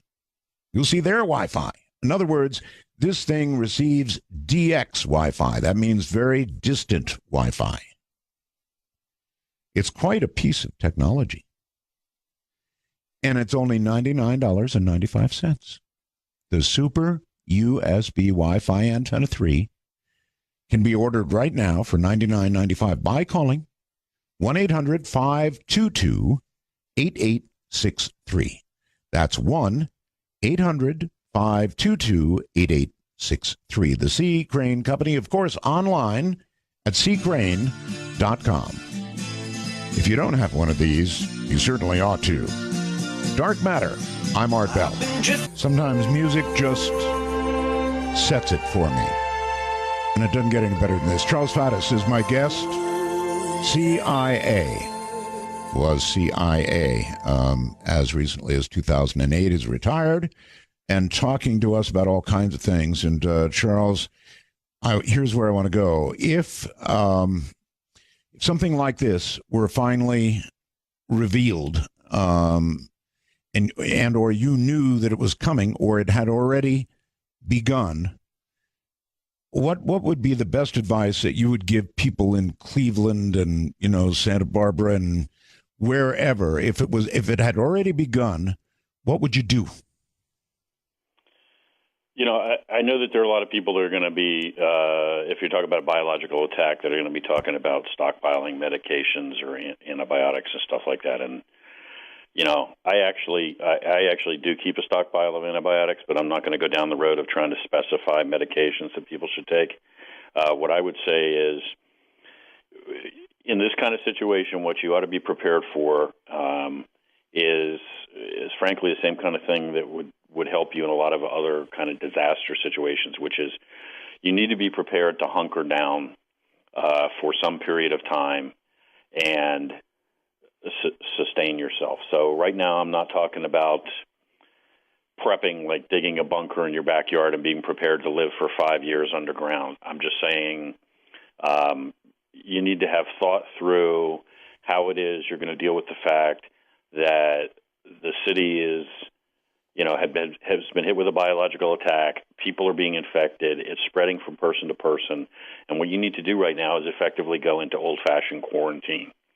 and therefore you need to be prepared to not have to run to the supermarket every 5 minutes to, food, water, other basic essentials, and just be prepared to fend for yourself and sustain yourself for, I don't know, at a minimum days, ideally a week or two. But while somebody tries to get on top of this thing to get a hold of the necessary medication, because that's what the government's going to tell you to do. If it is spreading person to person, and we're talking about this for real, they're going to tell you stay home. It's a curfew. People are off the streets. You're not going out because that's how we're going to stop this thing from spreading any faster and give us that chance to get our arms around it. And so, a lot of people, unfortunately, these days don't operate that way. They don't know anymore how they're going to survive if they can't run down to the supermarket every day. That's right. So isolation plus survival. In other words, you've got to eat, you've got to have water. So whatever your basic and you've got to be isolated. You got your basic necessities. Now, look, if you had an option, if the scenario shook out in such a way that you had an option to get yourself away from a populated area, if that presented itself as a reasonable option, would that be a good idea? It would.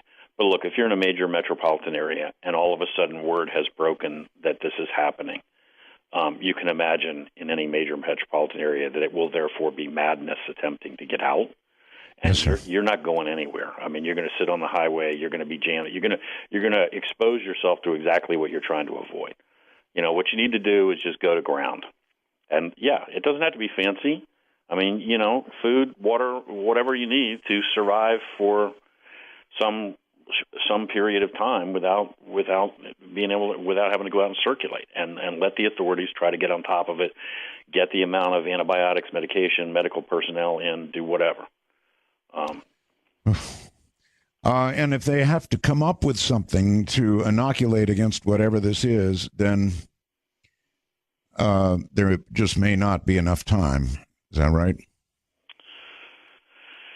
There's definitely not going to be enough time. If you're talking about somehow trying to head it off completely and prevent there from being an epidemic, no, there's not going to be enough time. You're not going to go to the lab and, in TV movie style, create something in the space of 24, 48 hours, have a breakthrough, and then go around and inoculate everybody. That's not going to happen. Now, are you potentially going to be able to deploy something and stop the epidemic at some stage? Yes, but by that point, a lot of people are going to have died. It will have run its course. It will have already done a tremendous amount of damage. And again, it doesn't even necessarily need to be something that is an antidote, like some super secret antidote. It could just be as simple as antibiotics. The plague can, if you catch it in time and you know what you're dealing with, it can be treated fairly effectively with some pretty routine antibiotics. That's if you catch it in time and you know what you're dealing with, and so forth and so on. Those are all big ifs. But that doesn't guarantee that there are enough doses of that antibiotic for the number of people that may have been infected. They're not just a big warehouse somewhere with bottles of pills sufficient to treat every person in America for every one of these diseases. Just forget it. So if it spreads widely enough, it could be a disease that we know exactly how to cure. And it's like, that's great, man, but we just ran out of the antibiotic, and now we got to start up a whole production line again and start pumping this stuff out. And it could be a couple of weeks minimum before we're getting any more. So for 2 weeks, we're back in the 1300s, and this stuff is just doing whatever it wants to do. And at some point, civil unrest is a guarantee. And when you look at the way a scenario would unfold, how quick would that be, in your opinion, the civil unrest part? In other words, people would begin doing whatever they felt they need to do.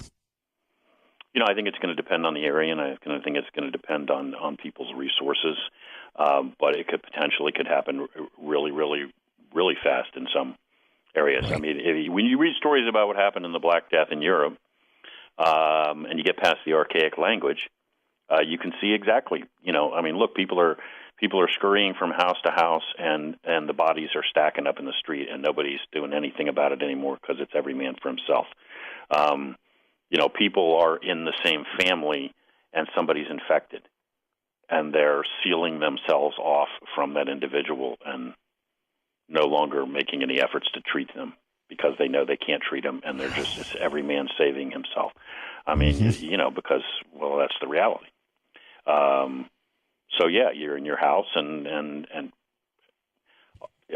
potentially, particularly in certain areas, all hell can break loose. And it just depends on how far we go into this scenario, whether we're talking about hundreds of people dying, thousands of people dying, or God forbid, millions of people dying, where we've really lost control of it. Do you consider that a biological attack is far more likely than a nuclear weapon going off and destroying one of our cities?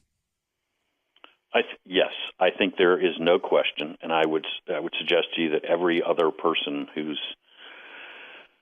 is an expert of any kind on terrorist weapons of mass destruction threats would concur with that assessment. This is the number one biological weapons threat to the United States. It is not theoretical; it is real.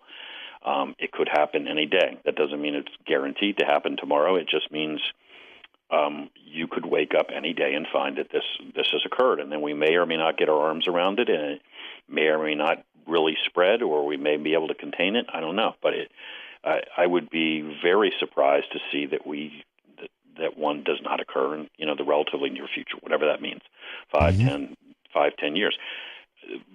Which doesn't mean that it's also not a concern that a terrorist acquiring nuclear weapons. It just means that all the trend lines of biological weapons are bad, because not only do we have all these groups and all this aspiration, but the spread of biotech worldwide it's going everywhere, right? I mean, and the infrastructure you need to work with pharmaceuticals and biological agents and all this stuff is really minimal. I mean, that's why they call it a poor man's nuclear weapon. I mean, you don't need big engineering projects and the capacity to machine uranium to certain tolerances and all this other stuff. Right. I mean, you really simple laboratory, if you know what you're doing, you can do all this stuff. Let me drag you back to Syria for a second. As we all know, they allegedly used nerve agents. I saw all the videos. It looked pretty convincing to me that nerve agents were used by the Syrian government. If they have nerve agents, it seems to me they would have also been working on biological agents. Do you know offhand if they have those as well? So there has been a lot of discussion and a lot of reporting for a long time that the Syrians were working with biological agents that they want. And then the question is, what exactly does that mean? Does that mean you're researching them? Does that mean you're producing them? They declared, actually, as part of this deal, if that's right, what it is, that the Russians and the United States struck regarding Syria and so forth. The Syrians had to begin this whole process of getting rid of their chemical weapons by declaring what agents they had, what chemical agents they had. They actually included on that list ricin. So ricin is not a chemical weapon. Ricin is a biological agent. It is a toxin. That's right. And at least in regard to that, they have openly and freely admitted that they have ricin in their possession. Oof. Okay. Is it your view that and by the way, after what you said, I darned if I went to Syria, I would not eat beef. Based on what you said earlier. No, you might find the biological weapons. Yeah, that's right. Close up. So if the Syrians do have biologicals, one can imagine if they have ricin that they have more.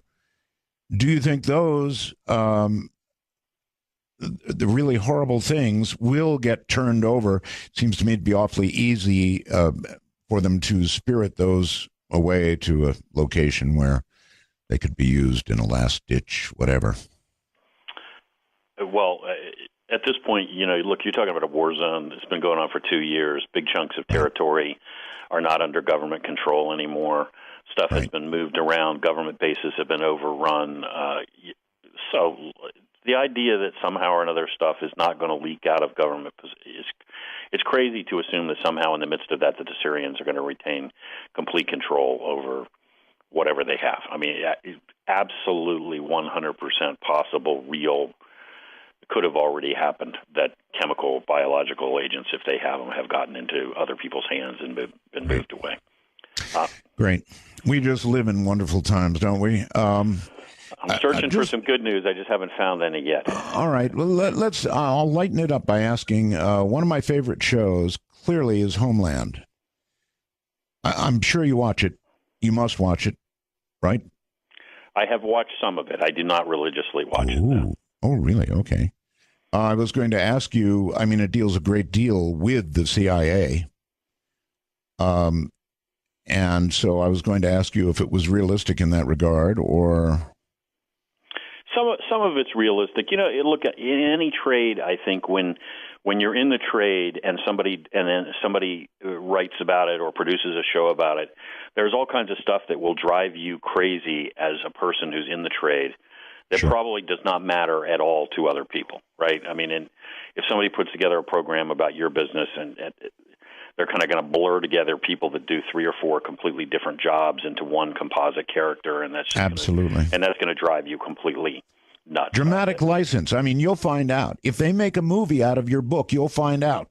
There you go. Well, I'll be happy to have that problem, but so one of the things about Homeland that drives me crazy and probably turns me off to it is the that every CIA person in every show these days is an analyst who somehow is also a field officer. So they're a headquarters officer and an analyst, and yet they run operations in the field. And those are not just different jobs, but completely different animals. I mean, if you walked into a room in a briefing and there were analysts sitting down with case officers, you would know precisely. The folks with the number 2 pencil stacked up in front of them and the legal pads would be the analysts.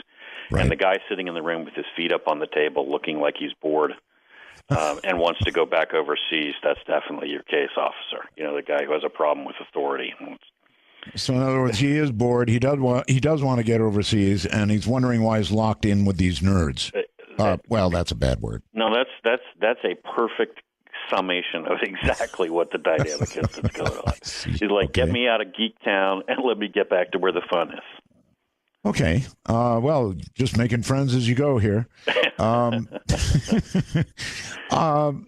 We have this. I have read our Fourth Amendment.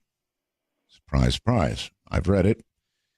And so I want you to comment a little on the NSA and what they're doing, listening to and reading virtually, I guess, everything. Well, no, that's not fair. They're not really. They're reading what the computer tells them to read after it monitors what we write and what we say. How do you feel about that? Well, I think that we have crossed a line here. I mean, to start with the bottom line. I mean, I think that it troubles me greatly when I hear people talk about this issue and then say something to the effect of, well, it doesn't matter to me because I'm not doing anything wrong. I don't have anything to hide, this kind of stuff. You know, first of all, you don't get to decide what constitutes right and wrong. Once you allow the government to do this kind of thing, it's the government that makes that decision. And you may consider that everything you're doing is completely legitimate, but they may decide that they think to the contrary. And their definition of what's right and wrong today may not be the same definition they have 10, 15, 20 years from now under a different government. So, I mean, there's a reason why we have these hard lines and shouldn't cross them. And so that doesn't mean that there aren't a lot of great people in NSA and that they don't do a very important job. They do. And also, by the way, I think that effectively everybody who's involved in this is acting genuinely out of the best in what they perceive to be the best interest of the country. In other words, I don't think there's any secret plot on their part to install a communist government in Washington, D.C. They're all doing what they think is the right thing to do to keep America safe. I don't think that changes the bottom line. The bottom line is the Fourth Amendment is there for a reason. and we should not be allowing collection on American citizens to the degree that we are allowing it. We've gone too far. It's dangerous. We ought to roll it back. One would have to think that if this went to the U.S. Supreme Court, if they ever accepted a case and looked at this, there is no way it could pass constitutional muster. Just no way. Right. I would hope so, but also let's keep in mind that the Congress has the capacity anytime it wants to revise legislation, pass new legislation, establish new standards. So, I mean, just because even if it was somehow declared that yes, it's technically constitutional, does not mean it has to be allowed. I mean, that's the outer boundary of what's permissible. Congress can rein this in any time it wants. I think that going back to we were talking earlier about the size of the intelligence community, national security apparatus, and so forth. Right. Okay. We live in a dangerous world. We need protection. We must be vigilant. We don't need all of the people we have. We don't need to spend as much money as we do. In many cases, it's not only not making us any safer, it may be making us more vulnerable because bureaucracy does not equal results. I think a lot of people are afraid to just say that and confront that, and I think a lot of those people are on the Hill. That when NSA claims, if we don't do this, we're all going to die tomorrow. And I know I'm being a little sarcastic, but that we have to do this or we're all completely exposed. That they are loath to say, you look. It's very difficult to find somebody who will stand up and say, really, I don't believe that. I don't think that's true. I mean, even if it is true, I'm not sure it justifies selling our civil liberties down the river. But in any event, I'm not sure that's true at all. I'm not sure that this is the only way we can protect the country. Well, here's a question for you. Is it working? It being this mass sort of... The NSA mass monitoring, yeah. Is it working? Are we catching people with little vials of biological crap getting across the border? Yeah. Right. So here's my response, and I'm going to avoid talking about specific NSA things because we're going to get into territory that I really can't talk about. Oh, come on. Let's go there. Specific name things. But okay. I think I can answer your question without naming specific programs. I don't think that this is the way. I mean, having spent a lot of time doing counterterrorism, and I don't know. Not in my experience. This is not the way you catch bad people. Which is not to say that technical capabilities are not extremely valuable, but they're very valuable typically when you already have a reason to be focused on somebody, or at least on a location, or at least on a group. The whole idea that we intercept basically every electron flying through the air in the entire world and run it through a giant computer and it automatically tells us who the bad people are, I don't believe it's possible, and B, I don't know of any evidence that suggests that actually works, and that's what's keeping us safe. I mean, I think what keeps you safe is those capabilities in combination with actually having people. I'm an old case officer, so I'll betray my prejudice.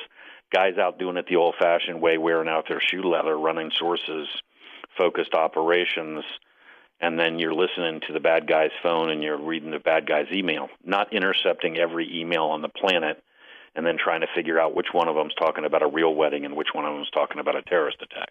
That's right. All right. So having said all this, you don't think it works particularly. And you do think that it slices and dices our Fourth Amendment rights. So, having said all that, Snowden is a hero or a traitor? Well, look, I obviously the discussion that has resulted, I think, is productive. But when you take the quantity of data that Snowden took, jump on an aircraft, fly to communist China, take another aircraft from communist China to Russia, where you are now mysteriously living at their pleasure, I think it's really hard to characterize you as somebody who has chosen the right way to deal with these issues.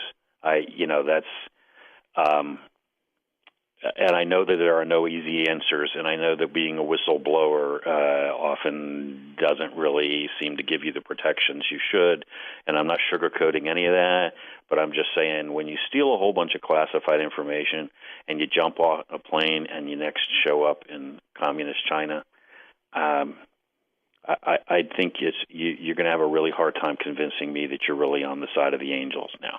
I think you've made some really bad decisions. I think you've crossed some lines that you can't cross. And I think if people really think that he has gone to communist China and now to Moscow, and that somehow or another all of the information that he is in possession of did not end up in the hands of adversaries of ours, that they are being exceedingly naive. I'm with you all the way. Stay right where you are. We're going to break. Relax for a moment. Pretty heady stuff. From the high desert in the great American Southwest, I'm Art Bell. That's a way to get us a message. Charles Faddis is my guest. He's retired CIA. And he's really been working in a rough field. Last assignment prior to retirement, May of '08, head of CIA's Terrorist Weapons Mass Destruction Unit. So he knows of what he speaks. So Charles, if I'm sure Snowden would say that, look, yeah, I crossed a line, but the United States crossed a big line, our Fourth Amendment line. He would say that. Now, if he had not gone to communist China, if he had not gone to Russia, if he had simply stayed here and taken what was going to come, would your attitude be different? Well, it would depend, obviously, on exactly what he did when he was still here. But, yeah, I think that would be a major distinction. I mean, well, he goes to the New York Times, the Washington Post, and dumps. And then holds his hands up and said, "Okay." I don't have some crystal clear, perfect answer to this situation. I think the reality is that under this administration, which promised coming in that it was going to be the most transparent ever, and so forth and so on, that we have actually seen more retaliation against journalists and individuals for leaks than we've ever seen before.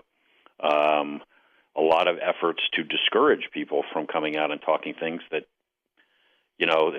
are completely at odds with what the Obama administration represented it was going to do when it came in. I understand that environment. I've been critical of that environment as well. What could he have done? How about take all of this and go to members of Congress? There are plenty of members of Congress that have been highly critical of this, that are supportive of the civil liberties arguments. Look for measures like that to pursue it here domestically. We have now, with revelations coming out, again, I think I'm on record pretty clearly where I stand in terms of, yes, we need to dial things back. We are we're taking actions we shouldn't be taking. We have problems with the Fourth Amendment. Agree 100%.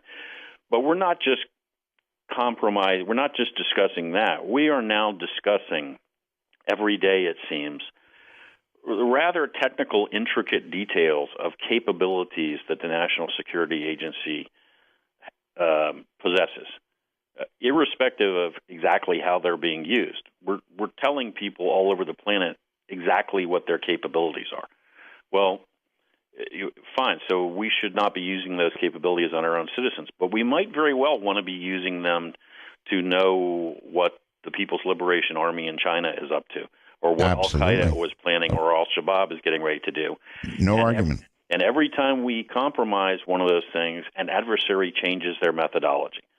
Right? Every time you find out your telephone's tapped, or that they can access your computer this way, or so, you change your methods. You stop communicating on the channel you were communicating on. You stop sending traffic the way you were, and an entire stream of intelligence dries up.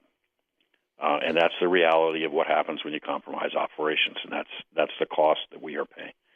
So a bunch of bad guys out there probably going, okay, no more Hotmail. Well, I mean, yeah, and we're talking, and we're yes, I mean that's an example, and we're talking way beyond that to specific capabilities and ways in which NSA does it. And man, this I guarantee you, for real, no hyperbole. This stuff is lapped up around the planet, and people make concrete changes. They plug holes, Sure. they cut things off. We were getting bales of intelligence on name and issue, and now we've gone blind, and we will pay for that. We will find that whether when we get into a conventional war or when we get hit with a terrorist attack, we will find that we've lost the capability and we paid a price for it. All right, I'm going to lighten it up again. Since you didn't much like Homeland, what are your favorite spy movies or TV shows that deal with this genre? So, I think the best movie that I ever saw about the actual world of espionage was, I think the movie is Spy Games with Brad Pitt and Robert Redford. Right, writing it down. Which, at the end when the Navy SEALs invade China and rescue Brad Pitt, okay, that might be a little past the line of believability. But because it goes a lot into the psychology of how the game works, there's a scene in there where Redford is teaching Brad Pitt how to do the business, and Brad Pitt chats up he's pretending, he's in alias, he's pretending to be somebody else, and he chats up some woman. And he thinks he's done a very good job of playing this part. And then Redford walks over to sort of critique him and says, I think you just told 6 unnecessary lies that you now have to remember. Like rein yourself in, buddy. Here, this is a much more serious game. TV shows, this will sound ridiculous. The TV show that I always enjoyed was Burn Notice, probably because it is completely unbelievable and nothing whatsoever to do. I always found the narrative by Michael Weston, where he was saying things like, when being pursued by your adversary and you're trying to shoot at him, if you try to fire at the windshield, the bullets often glance off. So it's better to bounce the bullets off the pavement up through the floorboards of the vehicle. And he says this all, I'm sure the actor's laughing too when he has to narrate it, but it's like, really, because here would be my prescription. Don't get pursued by people shooting at you. That would be how I would handle that situation. Yes, indeed. Don't get into a gunfight in the middle of the street. That would be my sage advice. Does a CIA officer / agent, whatever, go through an entire career without firing a bullet in anger? Yourself, as an example. Well, it is. Without talking specifically about myself, it is most definitely possible. Absolutely. I mean, look, whether you're carrying a weapon or not carrying a weapon, and that probably depends on where you are and what's going on.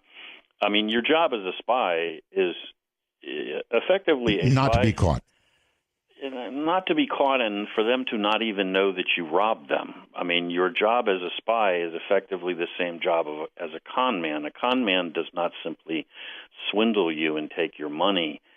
He swindles you and takes your money, and you don't even realize you've been conned. You're still, you're blissfully ignorant of what has just happened to you, that you have been fleeced. That's the essence of a con. That's what distinguishes him from a thief. So, I mean, a spy doesn't break into an office, crack a safe, steal the plans to the secret weapon, and then run away in a blaze of gunfire, because what happens is they just change the design of the weapon that you just stole the plans for. What you do is you break in, take the plans out, copy them, put the plans back into the safe, put everything back exactly the way it was, and creep off without anybody ever knowing that you were there. That's the essence of espionage. So if you're pulling a trigger, in most cases that means something has gone catastrophically wrong.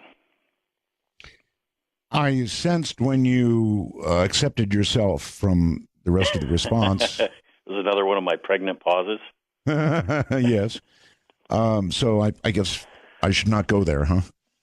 I was involved in a significant number of operations in areas like Iraq or other areas where counterterrorist operations where obviously we, U.S. government writ large, were heavily involved in lethal operations, which are not really classic espionage type stuff.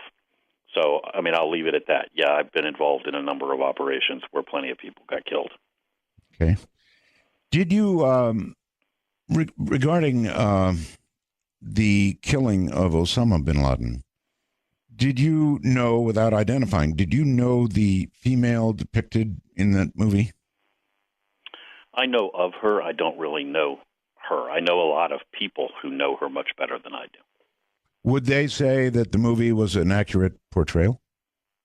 Those people?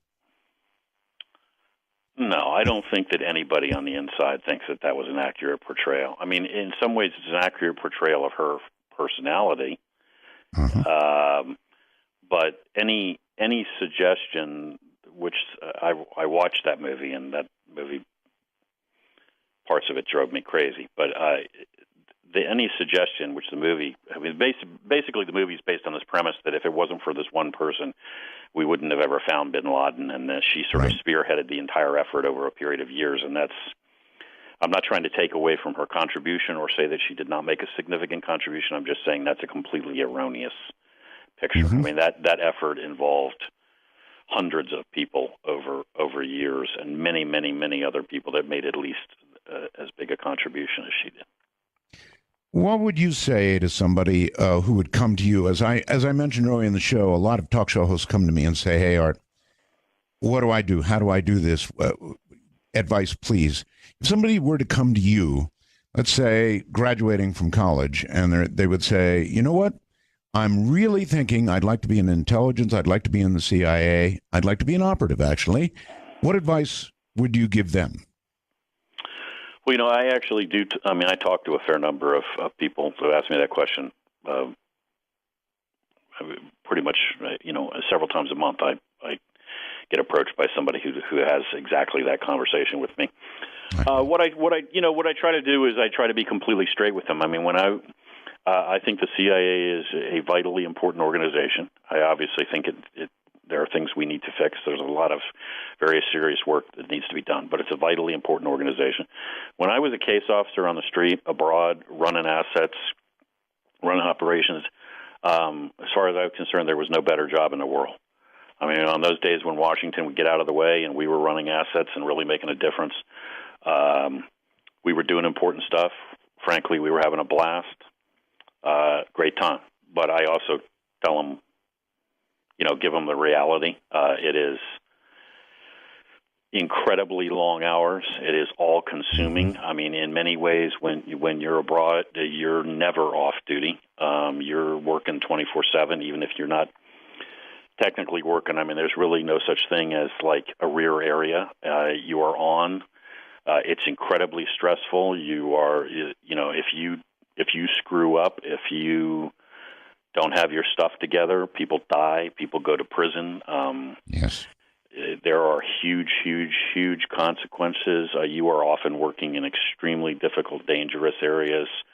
They may be fascinating parts of the world, but they're also not the easiest parts of the world to live and operate in. So,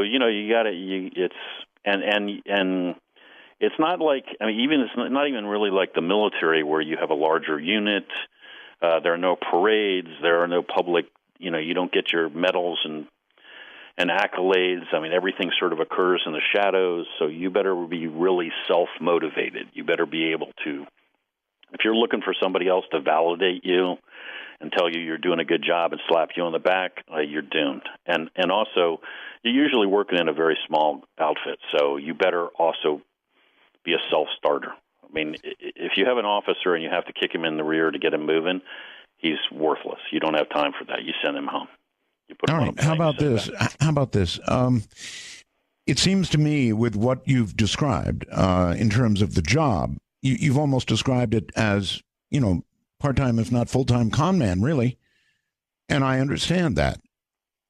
But if you're going to recruit for the CIA, it seems to me most people would think, you go to the military, get somebody with a military background. But it seems to me that the military is so structured and people who have been in the military are very structured people. I know I was there. You have to be. You're trained to be. And that probably doesn't make you a good CIA type. Am I wrong? Well, there are certainly going to be some people that come out of the military that have the characteristics of a case officer, but you're absolutely right. It's not sort of an automatic assumption that just because you were an infantry officer or a special forces guy that you can make it as a case officer. I mean, Right. it's about the psychological characteristics. So, I was in the Army for a while. I had many classmates and many colleagues who had been in various military branches, but there are lots and lots and lots of other people who are case officers who never had anything to do with the military. I mean, it tends to be a very eclectic group of individuals. You got guys from all walks of life. I had a guy that I relieved in one position. I came in. He was my predecessor. His primary claim to fame before he joined the agency is that he had been effectively a backpacker and low-level smuggler in South Asia for a number of years. Other guys that have been ski bums. I mean, it kind of takes all kinds. It is a more than anything else. I mean, you got to be fit and you got to have certain skills, but more than anything else, it's a head game.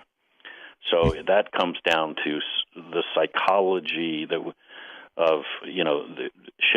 you have to be able to deal with massive shades of gray, lots of ambiguity. You have to be able to change plans, make a plan, scrap it on in the middle of an operation, make up a new plan on the fly. Back to your point, lots of guys that are in the military that are all great as long as they're in a structured environment and everything's black and white. You throw them into that world and they're lost. They have no clue what to do. Okay. I want to ask you about a different kind of spy, and those are the casually recruited ones. I have a very good friend, college professor, who lives in Bangkok, and he travels extensively in Southeast Asia, and there have been a couple of attempts to recruit him for specific jobs. For example, reporting back, and I'm not going to name the country, but the progress of certain airfields at certain locations that he was able to go to because he's a college professor. How frequently does the agency go to these kinds of people for relatively smaller jobs, but nevertheless information gathering? Well, you're going to go to whoever you need to go to get whatever the information is you're after, and that might mean that you're going to go to the guy who's a colonel in the KGB who can smuggle, thumb drives out to you with classified information, and in some cases it's much less sensitive than that. It's just, hey, this American citizen or this third country citizen can travel legally to such and such a location and acquire from simple observation stuff that we can't see. He can tell us about the airport. He can tell us about the customs procedures. He can tell us. Yeah, and so if that's actually something we're looking for and we don't have another way to get it, then whatever it takes. Gotcha. All right, let's move on to something else. The Pakistanis are constructing nuclear weapons quickly as they can. And of course, there are a lot of people in Pakistan who would like to get one or two if they can. How worried should we be that the Pakistanis are going to find a way to hand a nuclear weapon to somebody we don't want to have it? We should be really, really, really worried. I could probably add a few more reallys in there about the general idea that a nuclear weapon, a functional nuclear weapon, so not raw materials, pieces of, but a ready-to-rock and roll nuke, is going to somehow or another find its way from the hands of the Pakistani government into the hands of one of a number of different Islamic extremist organizations. I say one way or the other because Not so much that I think the government of Pakistan as an entity would officially hand over such a weapon, but in a couple of different ways at least. First of all, there is a rising level of extremism, Islamic extremism, within all of the Pakistani armed forces and security forces. Mm-hmm. These are the guys that used to be referred to as sort of the bastions of secularism in Pakistan, and the reason why it was okay that they had all these nukes because they would make sure they never got into the wrong hands. But all of those organizations are now increasingly filled with extremists. In other words, sympathizers with terrorist groups. So it is entirely possible that not so much as an official act, but folks on the inside could take a weapon and give it to a group. And then the other thing that has happened in Pakistan is there have been quite a number of assaults on major military installations that have been largely successful. Like Pakistani extremists in sufficient numbers have overrun the defenses of an airbase, gotten onto the runway, destroyed jet fighters. I mean, this kind of thing has happened multiple times. So even if it's not given to them, there's a real possibility that at some point in the future you could have these guys actually attack one of the installations where the nukes are kept and just steal one, throw it in the truck, and drive off with it. And then you will not have nuclear material that they have to turn into something. You'll have a fully functional implosion device capable of taking out the heart of a city, and it'll be loose running around the world. When we did go get bin Laden, we didn't tell Pakistan. This upset them greatly. Had we actually told Pakistan or anybody in the military or, I guess, the political structure in Pakistan, would we have still found bin Laden, in your opinion? I'm not sure, but I am sure that it was absolutely the right decision not to tell them. That the risk was way too high that he would have been tipped off. I mean, where bin Laden was found is in a relatively modest-sized Pakistani city, filled with a lot of military personnel, and basically their military academy is there, but there are also a lot of retired people there. Now, this is a country that's filled with terrorist activity, filled with drug cartels, the kind of place where there's a lot of nefarious stuff going on. Every house of any consequence has a walled compound. You have multiple servants, and you always have a guard on your gate at night, probably during the day. Criminal activity, all this other stuff going on. People pay attention to their surroundings. You know, this is not some neighborhood in the United States where people don't talk to their next-door neighbors and don't even know their names. Right. In a society like this, you know who your neighbors are, you know what's going on. And if there's anything weird going on with them, you worry a lot because there are real bad people floating around the country, selling drugs, killing people, blowing things up. In the midst of this place, this town, with all of these prominent people and in this kind of environment, you have these guys come in, bin Laden and company, buy a house, retreat behind the walls, interact with nobody, speak to no one, never come outside. Nobody has any information on who they are. So all of those things ought to be red flags, sending up red flags to everybody around there, like, who are these guys? Not necessarily that they would say, hey, I bet that's bin Laden, but this doesn't smell right. These guys could be involved in some kind of criminal activity. And these are all retired colonels, generals, whatever, active duty officers. These are all people that are plugged in the security service. Nobody does anything, according to the Pakistanis. Nobody inquires. Nobody asks any questions. Nobody pursues the matter. Right. Now, at the end of all of this, you're left with two conclusions, in my opinion. A, the Pakistanis are incompetent on a scale that's mind-boggling, that this guy was hiding in plain sight in this kind of area, not up in the mountains in the middle of nowhere. Or B, there's collusion on some level, that somebody, not necessarily the Prime Minister of Pakistan, but somebody at some level in some security service was aware he was there and was assisting him. Now, I don't know what the answer to that is, but neither one of those is an encouraging picture in any way. I would say B sounds a lot more probable. Probably. I would agree. Yeah, probably. All right. Hold it right there. Subject of Pakistan. Aside from a nuke making it out into hands we don't want. What are the odds of?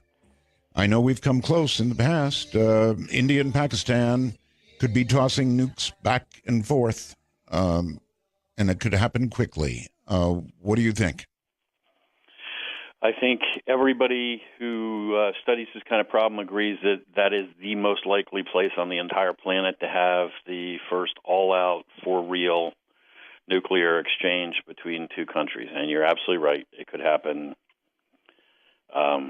virtually any day. I don't mean like we're in a crisis right now, but the conditions are ripe, and in a very short order, we could go from where we are at any point in time to them actually firing nukes at each other.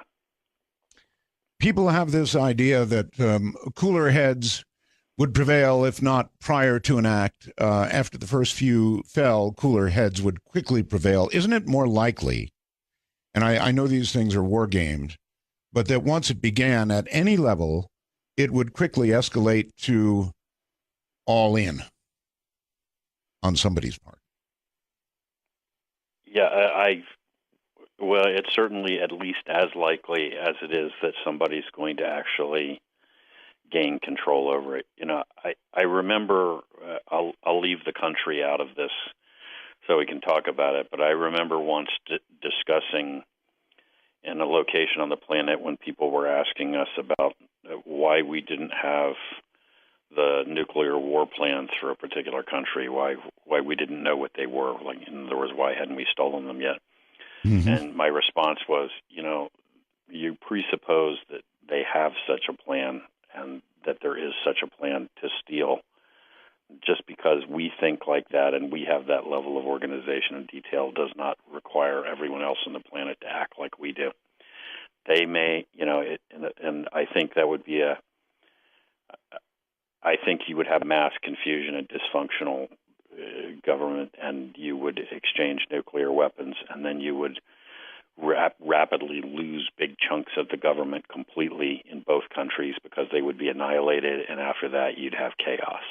Mm-hmm. And God knows how many nukes would be exchanged. And Pakistan and India are there are a lot of amazing people there and fascinating parts of the world, and they're in very, very difficult economic circumstances. And on a good day in that part of the world, in many places, people are struggling to survive. So you can imagine what life's going to be like there after you launch a couple of dozen nukes each way into each other's country and take out most of the big cities. You know, you're going to be back in the dark ages real fast. Well, as I mentioned, it seems to me the inclination, once they're, you know, beginning to exchange a city gone here, a city gone there, then, you know, you're faced very quickly with we're all in and we've got to, you know, destroy everything we can destroy at once before we're destroyed. It's an old story, one that we lived with respect to the Russians, the Soviet Union, excuse me. So it escalates, I guess, pretty quickly to an all-in situation. Well, the first thing that's going to happen in any situation is you're going to hit the opponent's. You're going to go for his nuclear forces in his capital city. So the first thing you're going to do, as the Indians, is take out Islamabad, and the Pakistanis are going to take out New Delhi. So in the process of doing that, presumably you're going to destroy a huge portion of the national leadership in both countries. So now that you've decapitated the countries, the chance of having some sort of restraint is now you're going to get spasmodic responses. Plus, as you said, everybody that's got a nuclear weapon in a delivery vehicle, an aircraft, a missile, whatever it is going to be thinking, I need to get it off the ground while it still works. Exactly. To shoot at the bad people before they blow it up on the ground here. So all of that argues for reflexively launching more or less everything. And yeah, it's a terrifying situation. The Pakistanis are building nukes at a fantastic rate. They're rapidly going to overtake other countries. I think they're now, number 5 in terms of nuclear arsenal. In the midst of all of that chaos and craziness, they're pumping resources into building more and more and more nuclear weapons that they are less and less capable of keeping safe and secure. How do you feel about proliferation? It's an interesting conundrum because on the one hand, any nation developing nuclear weapons is immediately a pariah, and they remain a pariah, and they suffer every possible sanction that anybody can think up. However, it seems like once they actually get nuclear weapons, then they get to join the club. Right. Well, this is a really interesting question. This brings us to sort of the question of Iran and the lessons that they drew from our invading Iraq. One of the big, I mean, they've been pursuing a nuclear weapon for some time, but one of the clear lessons to them was you guys wouldn't have been so fast, so quick to go beat up on Saddam if you'd thought he actually had a few nuclear weapons and the capacity to deliver them. You would have treated him with a lot more respect and restraint. Absolutely. Because you would have been afraid. So they came away from that with the we want to make it over that threshold at some point lesson. We want to be in that position where we can say to you, yeah, you're not coming here. You're not going to be able to push us around because we can bite back. Right. So doesn't our attitude, to some degree, force some of these countries to move ahead as quickly as they can, to go from being a pariah to being possibly dangerous and, respected in some weird way? Well, I don't know what the alternative would be. I mean, I think that it is a factor that we have to be aware of, that folks are going to try sometimes to get across that threshold as quickly as they can. I don't think we could adopt a policy where we would just sort of allow anybody that wanted to acquire nuclear weapons, because they're just, many of these countries just don't have the requisite level of stability. I mean, as much as we think about the Cold War in these dark terms, and the Soviets, no picnic, that was a fairly stable confrontation between two relatively stable regimes and fairly predictable. It's not exactly my prescription for the way I'd like the world to work, but you could generally figure out what the Soviets were going to do, and they could generally figure out what we were going to do, and we would both act in the interest of self-preservation. And on that basis, we managed to somehow figure out a way not to nuke each other for decades. We sure did. But, for instance, if I would not be comfortable with the Iranians having a nuclear weapon and making that same, and thinking we could make that same calculus. There's too many variables and it's too unpredictable. They recently have sort of changed their tune, and they've been actually saying friendly things lately to us by, believe it or not, tweeting us in other social ways. And so do you think that is all kind of a stall while they continue to work as hard as they can? Yes. Yeah. This is all nonsense, and none of it means anything other than a tactical maneuver. It does not change their objective. Their objective is not necessarily at this stage to make the decision to finally finish assembling the bomb, but to definitely be in a position where they have all the pieces and they can assemble it very, very, very quickly, to have what the Israelis call a virtual bomb, so close that they can effectively jump across that threshold at a moment's notice. And every other decision is tactical. So if they can speed up in that process at certain times, they will run. And if people are really watching them and threatening them, and they need to put down their tools for a moment and make soothing noises until people stop leaning on them, then they'll do that. But none of it changes the fact that in the end, their intention remains precisely the same. They haven't changed anything. If they have to be stopped, would you think we would be the ones, or do you think that it would be a joint American-Israeli operation? You're talking about something like bombing Iran now? Yes. It could be either, but there's a lot of discussion about the Israelis doing this unilaterally, right? And yes, I've worked a lot with the Israelis, and I have great respect for them, and they live in a very tough neighborhood, and they're not always the easiest people to deal with. But you know what? If I lived under their conditions, subject to that level of threat, I'd probably act exactly the same way. A lot of this verbiage about sort of like, you know, you Americans better do something or we're going to do it ourselves is, in my opinion, a tactic on the part of the Israelis to exert pressure on us, and you know, for good reason, because they don't want us to let this happen. The Israelis are great, but they do not have our level of military force, and they don't have a lot of our capabilities. And if you're going to go hit Iran and actually take out their nuclear program, you need a lot of aircraft, you need a lot of particular types of munitions, you need mid-air refueling because the distances are vast. And here's the bottom line: they don't have that capability. They don't have the mid-air refueling capability. They don't have the munitions, and they don't have sufficient aircraft of the right type. So, do we have the right munitions? And by that I mean something short of nuclear. Well, we are closer than they are. We have munitions that are specifically designed for, you know, hitting underground bunkers and things like that. Now, ultimately, whether they prove successful, nobody knows till the shooting starts. But the Israelis don't. We probably do. That doesn't mean that if we really just drop the ball and they're up against it, that the Israelis won't try. That's not what I'm saying. I mean, when push comes to shove, they'll do what they have to do. But they won't magically acquire B-1s, B-2s, B-52s in mid-air refueling capability and the capacity to do that. What they'll be able to do is launch raids, which will be much less effective. All right.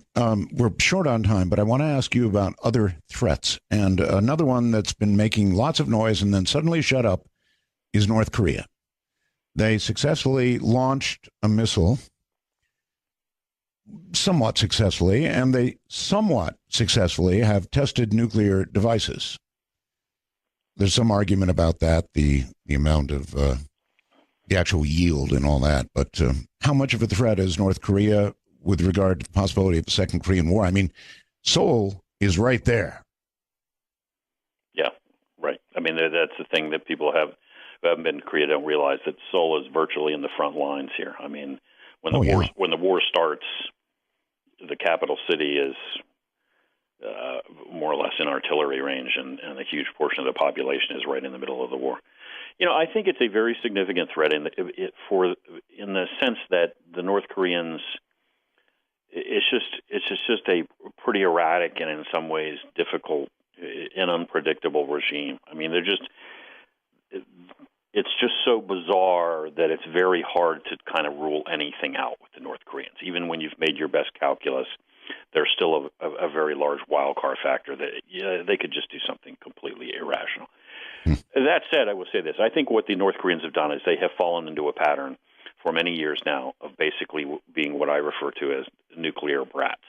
So they throw a tantrum, they make all sorts of threats, they test a nuke, they fire a missile, and we yell and scream and threaten them, and then in relatively short order, we go back to talking to them, and then in relatively short order, we typically make concessions, and we ship them food or we loosen sanctions.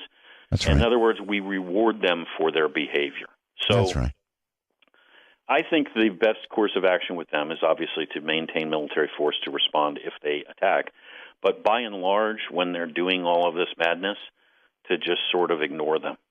Kind of the way you would ignore a kid that you sent to his room and now he's standing upstairs screaming. Just whatever. Well, you're certainly right about the way we treat them. We scream and yell, and then, as you point out, we talk and ship food, that sort of thing. So that goes back to the discussion we were having about proliferation. If they didn't have nuclear weapons, it wouldn't be the same cycle at all, would it? No, I mean, you're right. They made it across the threshold. Of course, there is the added complication in the case of North Korea that they are directly under the protective wing of the Chinese. I mean, the Chinese are good buddies now. They make all of this possible. If the Chinese really wanted to stop all of this behavior, it would be relatively straightforward because the economic survival of North Korea is completely dependent on the Chinese. I mean, Mm-hmm. if they decide they want the behavior to change dramatically, they can change it anytime they want. Okay. It has been alleged in the past that the CIA, in places like Afghanistan, when they needed to, either supported or assisted in the smuggling of drugs.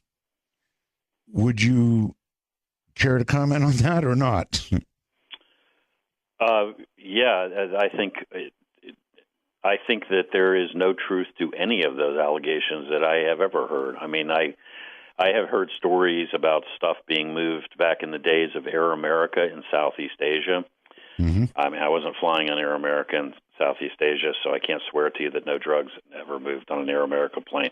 But in my career, wherever I was, with anybody I was involved with, any operation into which I had visibility, no, we never did that. Not only never did it as official policy, but never tolerated it. You know, any shade of way you want to spin it didn't happen. Didn't smuggle coke into Los Angeles. Didn't take opium out of Afghanistan or whatever other madness we have been accused of. All right. Good. Yeah, it's good to hear something good. We're on a roll now. Yeah. In much of the developing world, this is something you suggested we bring up, so I will. The water table is, we know, falling very rapidly. Now, if you combine this with population growth, which is growing very rapidly, what happens when the water is exhausted, and what are the prospects for hungry people all over the world? So, you know, we were talking before about Al-Qaeda and how it's morphing and how it feeds off of various factors.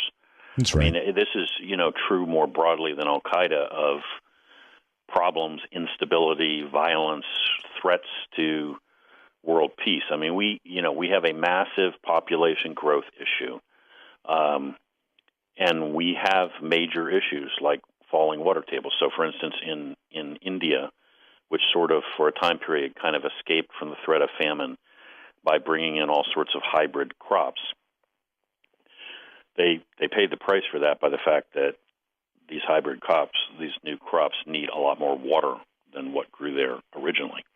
Right. So they now are in places where the water table in some places is falling like 3 feet a year. You're chasing the water down. Okay, well, obviously at some point you can't get the water anymore. In Yemen, places where the wells are now, the well used to be, say, 100 feet deep in Amos City, and now you're not finding the water table till you hit 2,000 feet. And they're actually having to employ techniques from the oil drilling industry to get water out of the ground. Well, you know, even all of that only works for a certain period of time. I mean, this is just, there's a clock ticking, and you're going to have, you're going to have disaster. Saudi Arabia decided a number of years ago it was going to go into wheat production to become self-sufficient in food.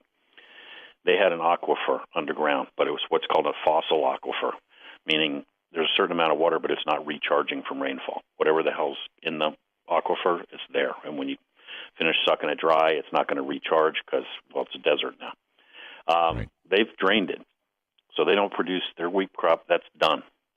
Now they got to import food. That entire effort is terminated. They've already used all of that water.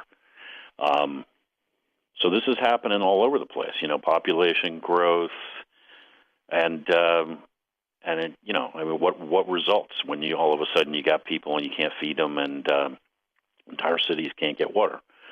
You know, madness, chaos, breakdown, civil order, violence, and there are big portions of the world where this is what you're going to see. There are people, Charles, who feel that everything you just said is completely accurate, and that in order to avoid that outcome, something biological should be released, and the world's population should be reduced. Are you familiar with that line of thought? Yeah, I'm familiar with it, yes. Is that something to be concerned about? Well, I think we have come. Let me take this slant on it. I said before I started working terrorism a number of years ago. These days, when we think of terrorism, we think Al Qaeda and then maybe some of the affiliated groups. That's right. That's not the definition of terrorism. That's not the world of terrorism. That it is not limited to purely Islamic extremist groups motivated by that. When I was first cutting my teeth in the world of counterterrorism, it was all working Marxist-Leninist terrorist groups or state-sponsored, Palestinian groups and guys like that. And by and large, none of those groups were motivated by religion. So we can face terrorist threats from groups that don't have anything to do with Islam, or for that matter, for religion, sort of end-of-days groups. Aum Shinrikyo, which was the sect in Tokyo years ago that actually released nerve gas in the subway, was basically one of these, the end of times is here group, and we're going to kind of hurry us along down that road. So, yeah, if time won't end, we'll end it. Yeah, we're tired of waiting for the world to end, so we'll just make it happen. Yeah, we could see people get a hold of biological weapons, this kind of stuff, and absolutely, they could be saying, "Hey, we're cleansing the planet, we're saving Mother Earth." Right. They could be motivated by whatever ideology they've come up to. And we got in Central Africa, there's a group, the Lord's Resistance Army. Right, these guys, they engage in witchcraft. They kill people and take their kids and turn the kids into child soldiers. They mutilate people, gang rape, every nasty thing. They classify themselves as a Christian group, and they believe that they are following the tenets of the Ten Commandments. Now, I obviously missed something when I read them because I don't remember anything about gang rape, child soldiers, or witchcraft, but I mean, they've somehow managed to find a way to take the Ten Commandments and find in their justification for committing the most heinous acts on the face of the planet. Interestingly, the Pope just said, essentially, God save us from ideological Christians. Stay right where you are, Charles. We're going to open the phone lines are open and quite filled. 1-855-REAL-UFO. If you have a question, we'll try and get an answer for you. I'm Art Bell, and this is Dark Matter raging in the night. Well, all right, then. I've occupied Charles Faddis for a long time here. This is how you have a real discussion on the radio. Charles is ex-CIA, last assignment prior to retirement in 2008, head of the CIA's Terrorist Weapons Mass Destruction Unit. And we've been all over the map, and now I invite you to take a trip across the map yourself with him. I'm going to buy his book immediately, and I'm plugging it for him consciously. It is CAFA, C-A-F-F-A, CAFA, about a biological attack on the United States. And I would say he would be one who would know how it would happen. If you want to read about how it would happen, CAFA is the book you want. So back we are, Charles, and if you're ready, I'm going to open the lines. I'm ready. Okay. Here we go. You are on the air. This is Dark Matter. Hello. Hello? Yes, hi. That would be Missouri and Connor. Yes, sir. I was calling to talk to Charles Faddis. I wanted to ask him really quick why we haven't gone into Africa at all. We've only focused our military efforts in the Middle East, and I understand that, but with all the atrocities that have been happening for years and years, why haven't we at least tried to go there? Well, we have an intelligence presence, if you will, more or less worldwide. So it's not like we don't have people in Africa.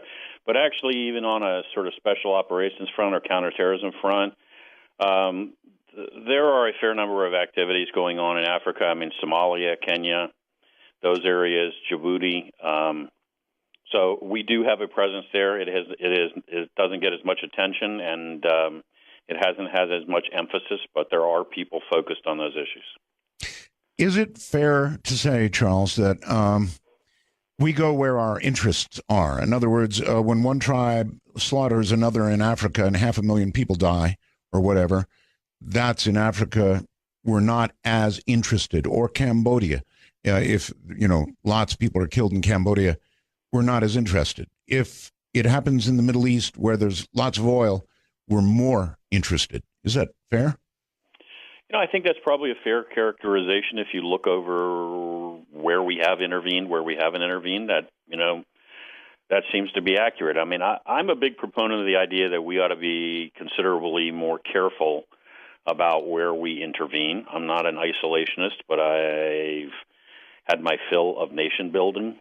So I think we ought to be a lot more sober, careful, focused where we're going to intervene, why we're intervening, and we ought to define very clearly what our national interest before we get involved. But then that begs the question of what constitutes a national interest.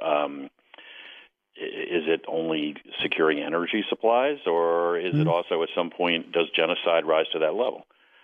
In regard to energy, I would rather see us pursue a policy that achieves energy independence rather than I would keep seeing American kids getting sent to get killed and wounded to secure oil. Yes, sir. We have not, since this end of the Second World War, particularly done well with nation building, have we? Look, I think this whole idea of these ruinous nation building exercises are just horribly ill-advised, and we have taken a lot of supposed lessons or parallels from the Second World War and tried to apply them to other places where they don't fit. I mean, we went into France. Okay, France was a nation that existed as an industrialized, liberal, democratic society before the Germans conquered it. Then it was occupied for a number of years. We liberated it and assisted them in rebuilding their country. That's a completely different proposition from occupying a country that has no tradition of liberal democratic rule, that doesn't even necessarily view itself as a country, that is consisted, in the case of Iraq or Afghanistan, consists largely of separate tribes and ethnic groups. And then we're now going to take on the process of fusing them all together and doing in the space of a few years what probably took centuries in Western Europe.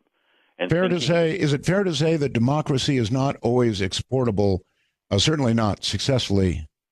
In fact, in some nations, it may well be that other forms of government, perhaps more heavily handed forms of government, are going to be more successful than an attempted export of democracy?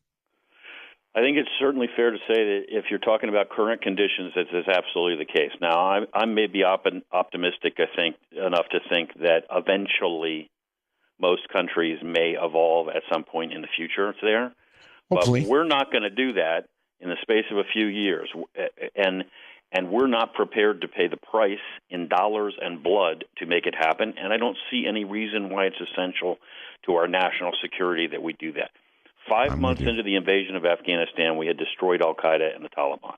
We achieved our objective. Why did we need to occupy the country with conventional forces and then take on the task of turning it into Switzerland and Central Asia? Yeah. Why? Okay, I've got to go to the lines. Josh in North Carolina, you're on the air. Hey, Art, first-time caller. I've been listening to your show for a couple months now, but my question is, Charles, why is the government putting a hold on ammunition? And, I go to Walmart or Cabela's and try to buy ammunition, and why are they trying to hoard up the ammunition? All right. Have you heard anything about domestic tight supplies of ammunition? I'm aware that there are all kinds of rumors running around about what the government's doing in regard to ammunition. I don't know of anything that actually supports that. I mean, I suspect that anything that's going on with ammunition has to do with gun laws in various states. And when those laws start being tightened, people start buying weapons and ammunition ahead of the laws changing. It's definitely happened. I mean, I live in the state of Maryland where, oh my God, we have now tightened the gun laws to the point where it's almost impossible to possess a firearm. So I know how that goes. Thankfully, I live out west where it's not at all impossible. In fact, most households have weapons, something that anybody deciding to break in or take their share of whatever somebody else has would be well to keep in mind.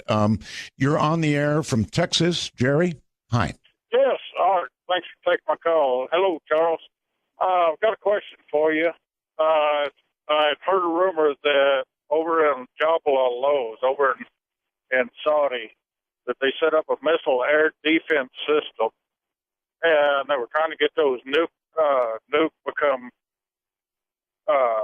become nuclear, the air offensive. Have they been any successful at that, at nuclear or biological, or is all of that just a bunch of misinformation? Yeah, I don't know anything about nuclear or biological weapons in Saudi Arabia, which is, I understand what you said. Mm-hmm. Although bootstrapping off the conversation we were having earlier about Iran, one of the things to think about in regards to the possibility of the Iranians getting a nuke is, the Iranians are not Arabs. They're Persians, and the Arabs and the Persians, there's no love lost, not to mention that there's a religious division between Sunnis and Shias here. So one of the first things that's going to happen, in addition to the Israelis going crazy, if the Iranians get a nuke, is that the Saudis will go get one also. And in their case, they will probably, knowing them, just fly a plane load of money to Islamabad and buy themselves an arsenal. But they will not sit on the other side of the Gulf with the Iranians with a nuclear weapon without arming themselves. Steve in Virginia, you're on the air with Charles Faddis. Hi. Nice to talk to you. New listener. I've been listening for a few weeks since you come on the air, and really enjoy your program.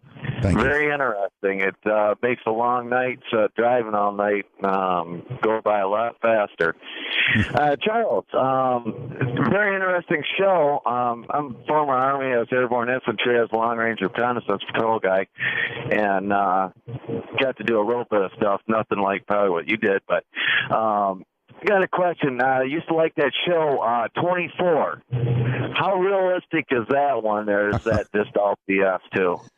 Oh, I too was a fan of 24, caller. It was great to watch, but not particularly realistic. But hey, I'm the guy that said that he liked Burn Notice, so I can't quibble about that.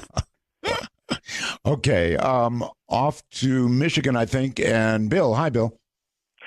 Hi, Art. Just a quick question. Have we actually found any deployable biological weapons with any of these terrorist groups?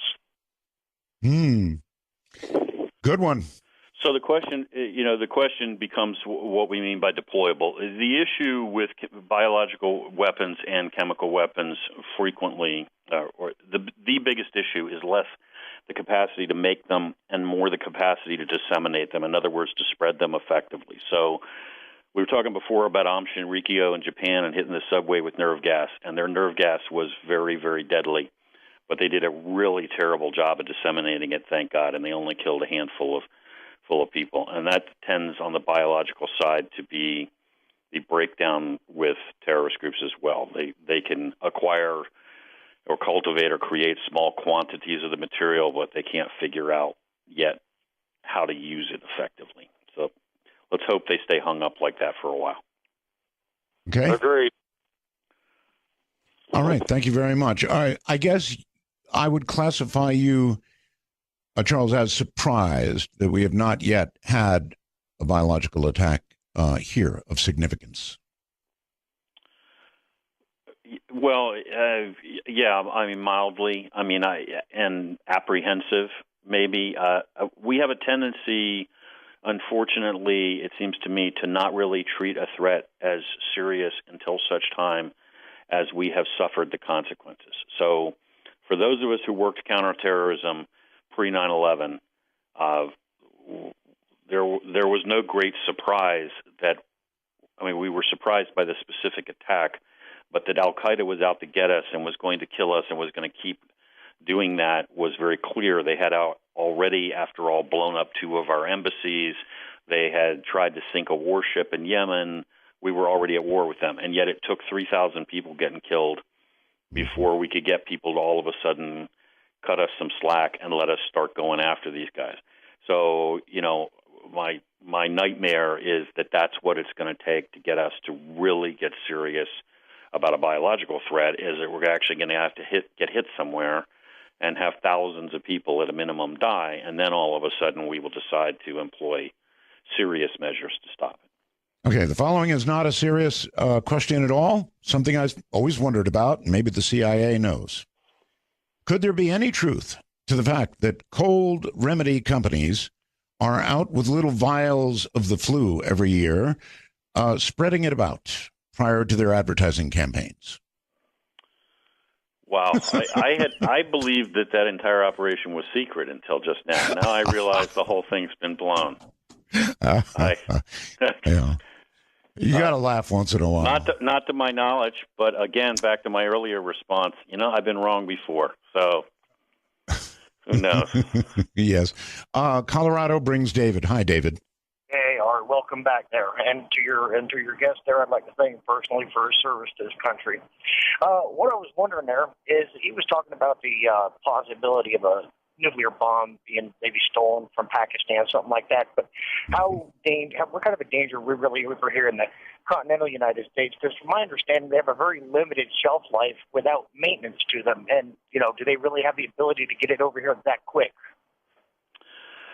Well, so if you're talking about a fully functional nuclear device and you kind of wanted to put it on the shelf and then be able to guarantee that you can use it on a moment's notice, at some undetermined time in the future, that turns into a pretty complicated engineering equation and requires all kinds of stuff. But basically, here's my thesis, and certainly what I've always said on this issue. As soon as a terrorist group acquires a nuclear weapon, they're going to use the nuclear weapon.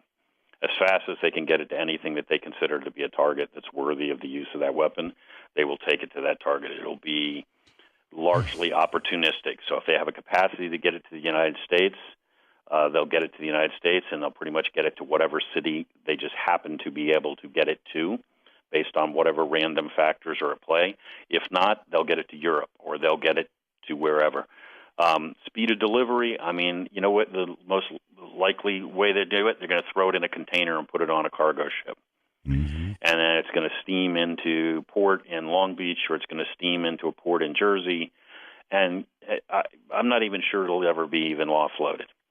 And by the way, there won't be any sophisticated arming mechanism. There'll just be a guy in there. A guy with a button.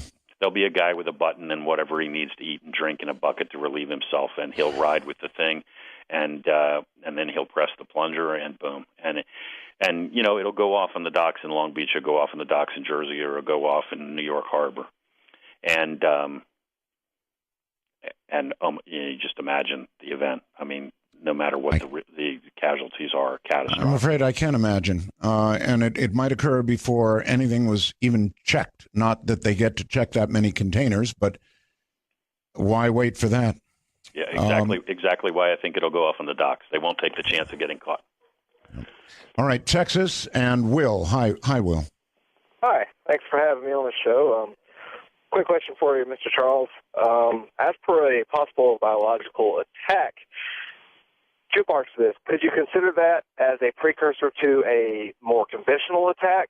And if so, or even if not so, does our military, particularly our Navy, do we have measures on board their ships in order to cover all the personnel so that they could, go through a biological attack without being completely decimated?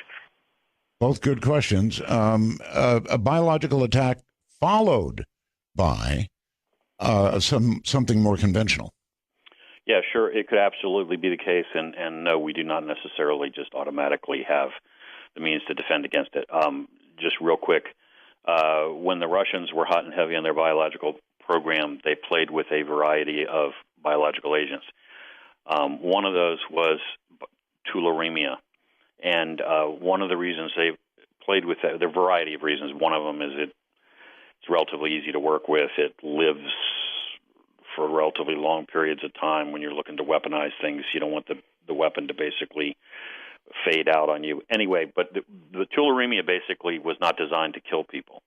The tularemia effectively, it will kill a small number of people, but for most people, it'll just make you really, really horribly sick and have to be hospitalized for weeks.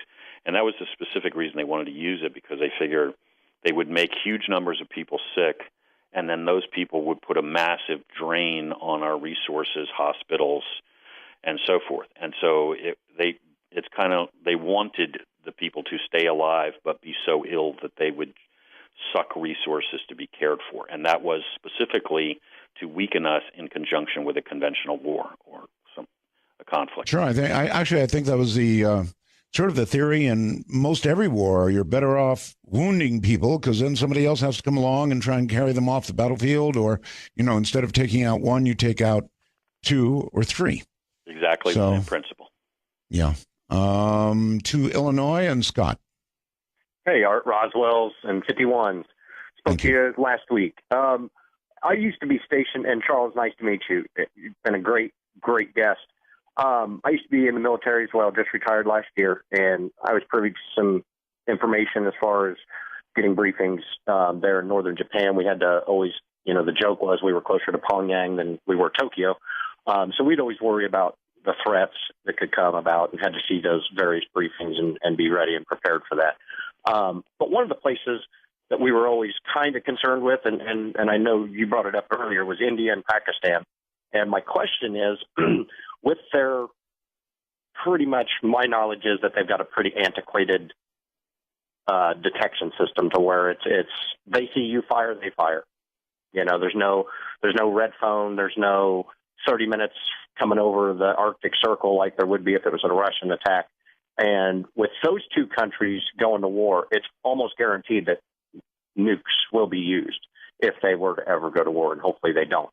What would the world's response and what would our response be to that scenario, or would we stay out of it? I mean, I can't see us staying out of it because, it's obviously not in our nature to stay out of something of that gravity.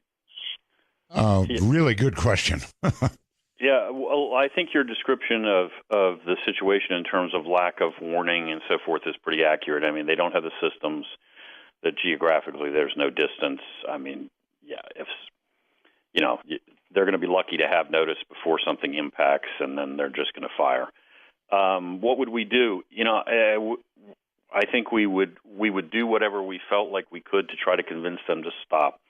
But I suspect that there's nothing that we could do that would have any effect. We're not going to jump into the middle of the conflict and try to disarm these two powers as they're shooting nuclear weapons at each other. And in any case, I think basically the exchange is going to be over in the course of a couple of days, and then you're just left with the aftermath, which is going to be unthinkable. I mean, that would certainly define the term burn notice, wouldn't it? Yeah. If you spend time in the subcontinent and the challenges there and how difficult life is and how the infrastructure already doesn't work and power goes out 6 times a day in Delhi and water goes out and the chaos and the beggars and all of that stuff, and then you imagine nuking what little infrastructure exists, wow. I mean, it's going to be hideous. And it is absolutely possible. It is the single most likely place on the entire planet to have the first ever for real nuclear exchange. All right, very quickly, Mike in California. Great show, Art. Thank you. Great show. My question is, it seems like the terrorists want to get the biggest bang for their buck. I mean, kill and maim as many people as they can. Is there a biological agent that could be put into the water supply that would, kill thousands of people? Because in my area, there's a lake that supplies a major city on the West Coast that's only about 100 acres. If they were to dump an agent in there, it'd kill thousands of people. At least. So here's the we've been searching for the last several hours for good news. So here's some good news. There are plenty of toxins or a number of toxins which are incredibly lethal to people in really, really, really tiny quantities. And if administered directly to you or into your food or your water, will definitely kill you very quickly. When you start doing the actual math on volume of even a modest-sized reservoir and trying to calculate how much toxin or biological agent you're going to have to put into that volume to have any impact on the population, the answer is you're going to have to start backing up dump trucks and tanker trucks and pouring this stuff in. So that particular method, if you're talking about any kind of poison or toxin, is not really a practical thing. I mean, you could put in other words, it would be too diluted. Now, while we're on that subject, there is a horrible mess going on over in Japan right now at Fukushima, and I wonder if you could comment quickly on it or what you might know about it. I know there are some just horrible dangers that we're facing as they try and clean this up.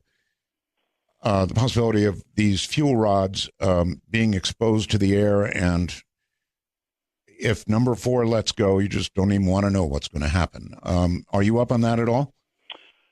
Yeah, and I mean, just real quick, some factors about Fukushima. First of all, I mean, what's happened there is an incredible disaster. We have a dead zone, and it's not over, and they don't have control over what's going on with the water. And yes, if we get fuel rods exposed to the air, wow, I mean, it's going to be a mess. The other thing to know about Fukushima is that, what happened to Fukushima was basically they lost power. I mean, the tidal wave didn't hit Fukushima. That's right. And the earthquake did not crack the reactors open. What happened was they lost power. They shut down because of the earthquake. They lost external power. Their generators failed. That's all that happened to Fukushima. Everything else is a cascade effect from there, because even when you turn off a reactor, you have to continue to cool it because of the amount of heat. So that actually could happen to any similar reactor in the United States from things that don't have anything to do with a tidal wave. You could lose power in a hurricane, have your generators go out and your external power is gone, and we could have the exact same thing happen here. The other thing is that all of that could also be done deliberately by terrorists. They could come in, knock out power, take down the diesel generators, and then basically just let physics do the rest. And there are so many ways, aren't there? We're going to break here. Hi, good evening, people. Thank you for the show. It's excellent tonight. Thank you. With the recent passing of one of my favorite authors, Tom Clancy, I was wondering if Charles was familiar with his work, and he seemed to have a keen insight into the intelligence community. I just wondered if you could comment on that. Yeah, I mean, obviously Tom Clancy is a great author, and one of the things he's known for is his research. I mean, he did his homework and talked to a lot of people, and he got pretty much everything right. So, I mean, that realism that apparent realism was accurate. Tim in New Mexico, you're on the air. Hello. How you doing, Art? Okay. I got a question for Charles. In the Syria controversy right now that we're kind of watching, is there any likely that Russia is going to take a stance with Syria and turn against us if there was ever a war to break out or conflict escalated into much higher tensions? Very good question. Of course, that seemed to be averted with the recent talk, but it's a good question. If it had not been averted, Charles, and we had gone in unilaterally to Syria, what do you think would have happened? Well, I think on some level the Russians have definitely already taken a stance against us in Syria, and they're going to continue to do so.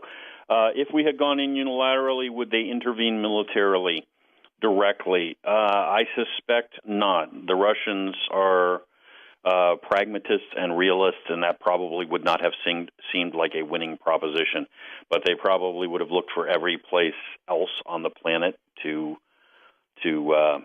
make us pay for that, and they definitely would continue. I mean, if we were fighting the Syrian military and they could continue to pump arms to them with which to kill Americans, yeah, they would absolutely do that kind of thing. Okay. Ross in Florida, you're on the air. Hey, Art. Roswell's in 51 to you. My question to your guest tonight is changing the subject a little bit. I wanted to ask about the JFK assassination. I'm obviously not expecting that you know anything that we don't know. Maybe you do, maybe you don't, but I imagine if you did, that'd be something that they wouldn't allow you to talk about. But your own personal theories, do you believe in the lone gunman? And with that said, the lone gunman, even if it was just him taking the shots, it still could have been a conspiracy. And if you had anything to add to that. Well, I'm not Is this something that CIA guys, retired and otherwise, sit around and talk about over coffee or beers? No. I have nothing exciting to say. I don't know anything about it other than what I have personally researched. I did at one point sit down for my own edification and read the entire Warren Commission report. I personally believe he was killed by one guy, and no, I don't believe it was a conspiracy. Bruce in Washington, you're on the air with Charles. Hi.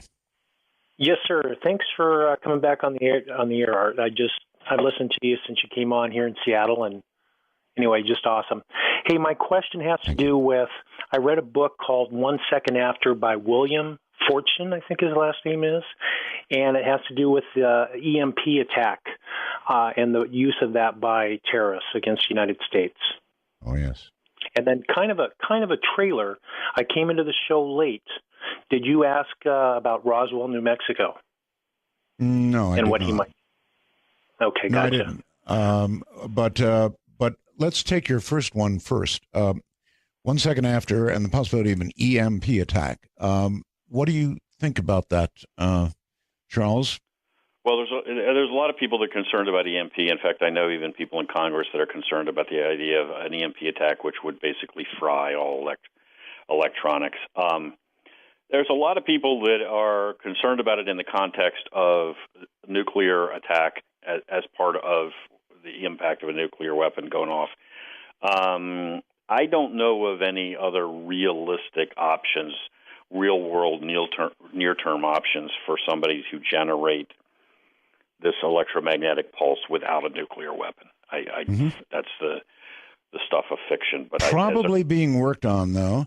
And as far as Roswell is concerned, I'm sure you've got absolutely nothing, right?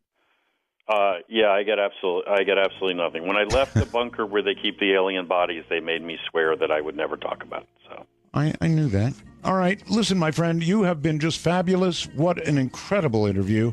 And I hope everybody runs out and buys your book, Kaffa, because I'm going to. So I appreciate your being here. And again, a fabulous interview. Thank you. Thank you, sir. Good night. There you have it, Charles Faddis.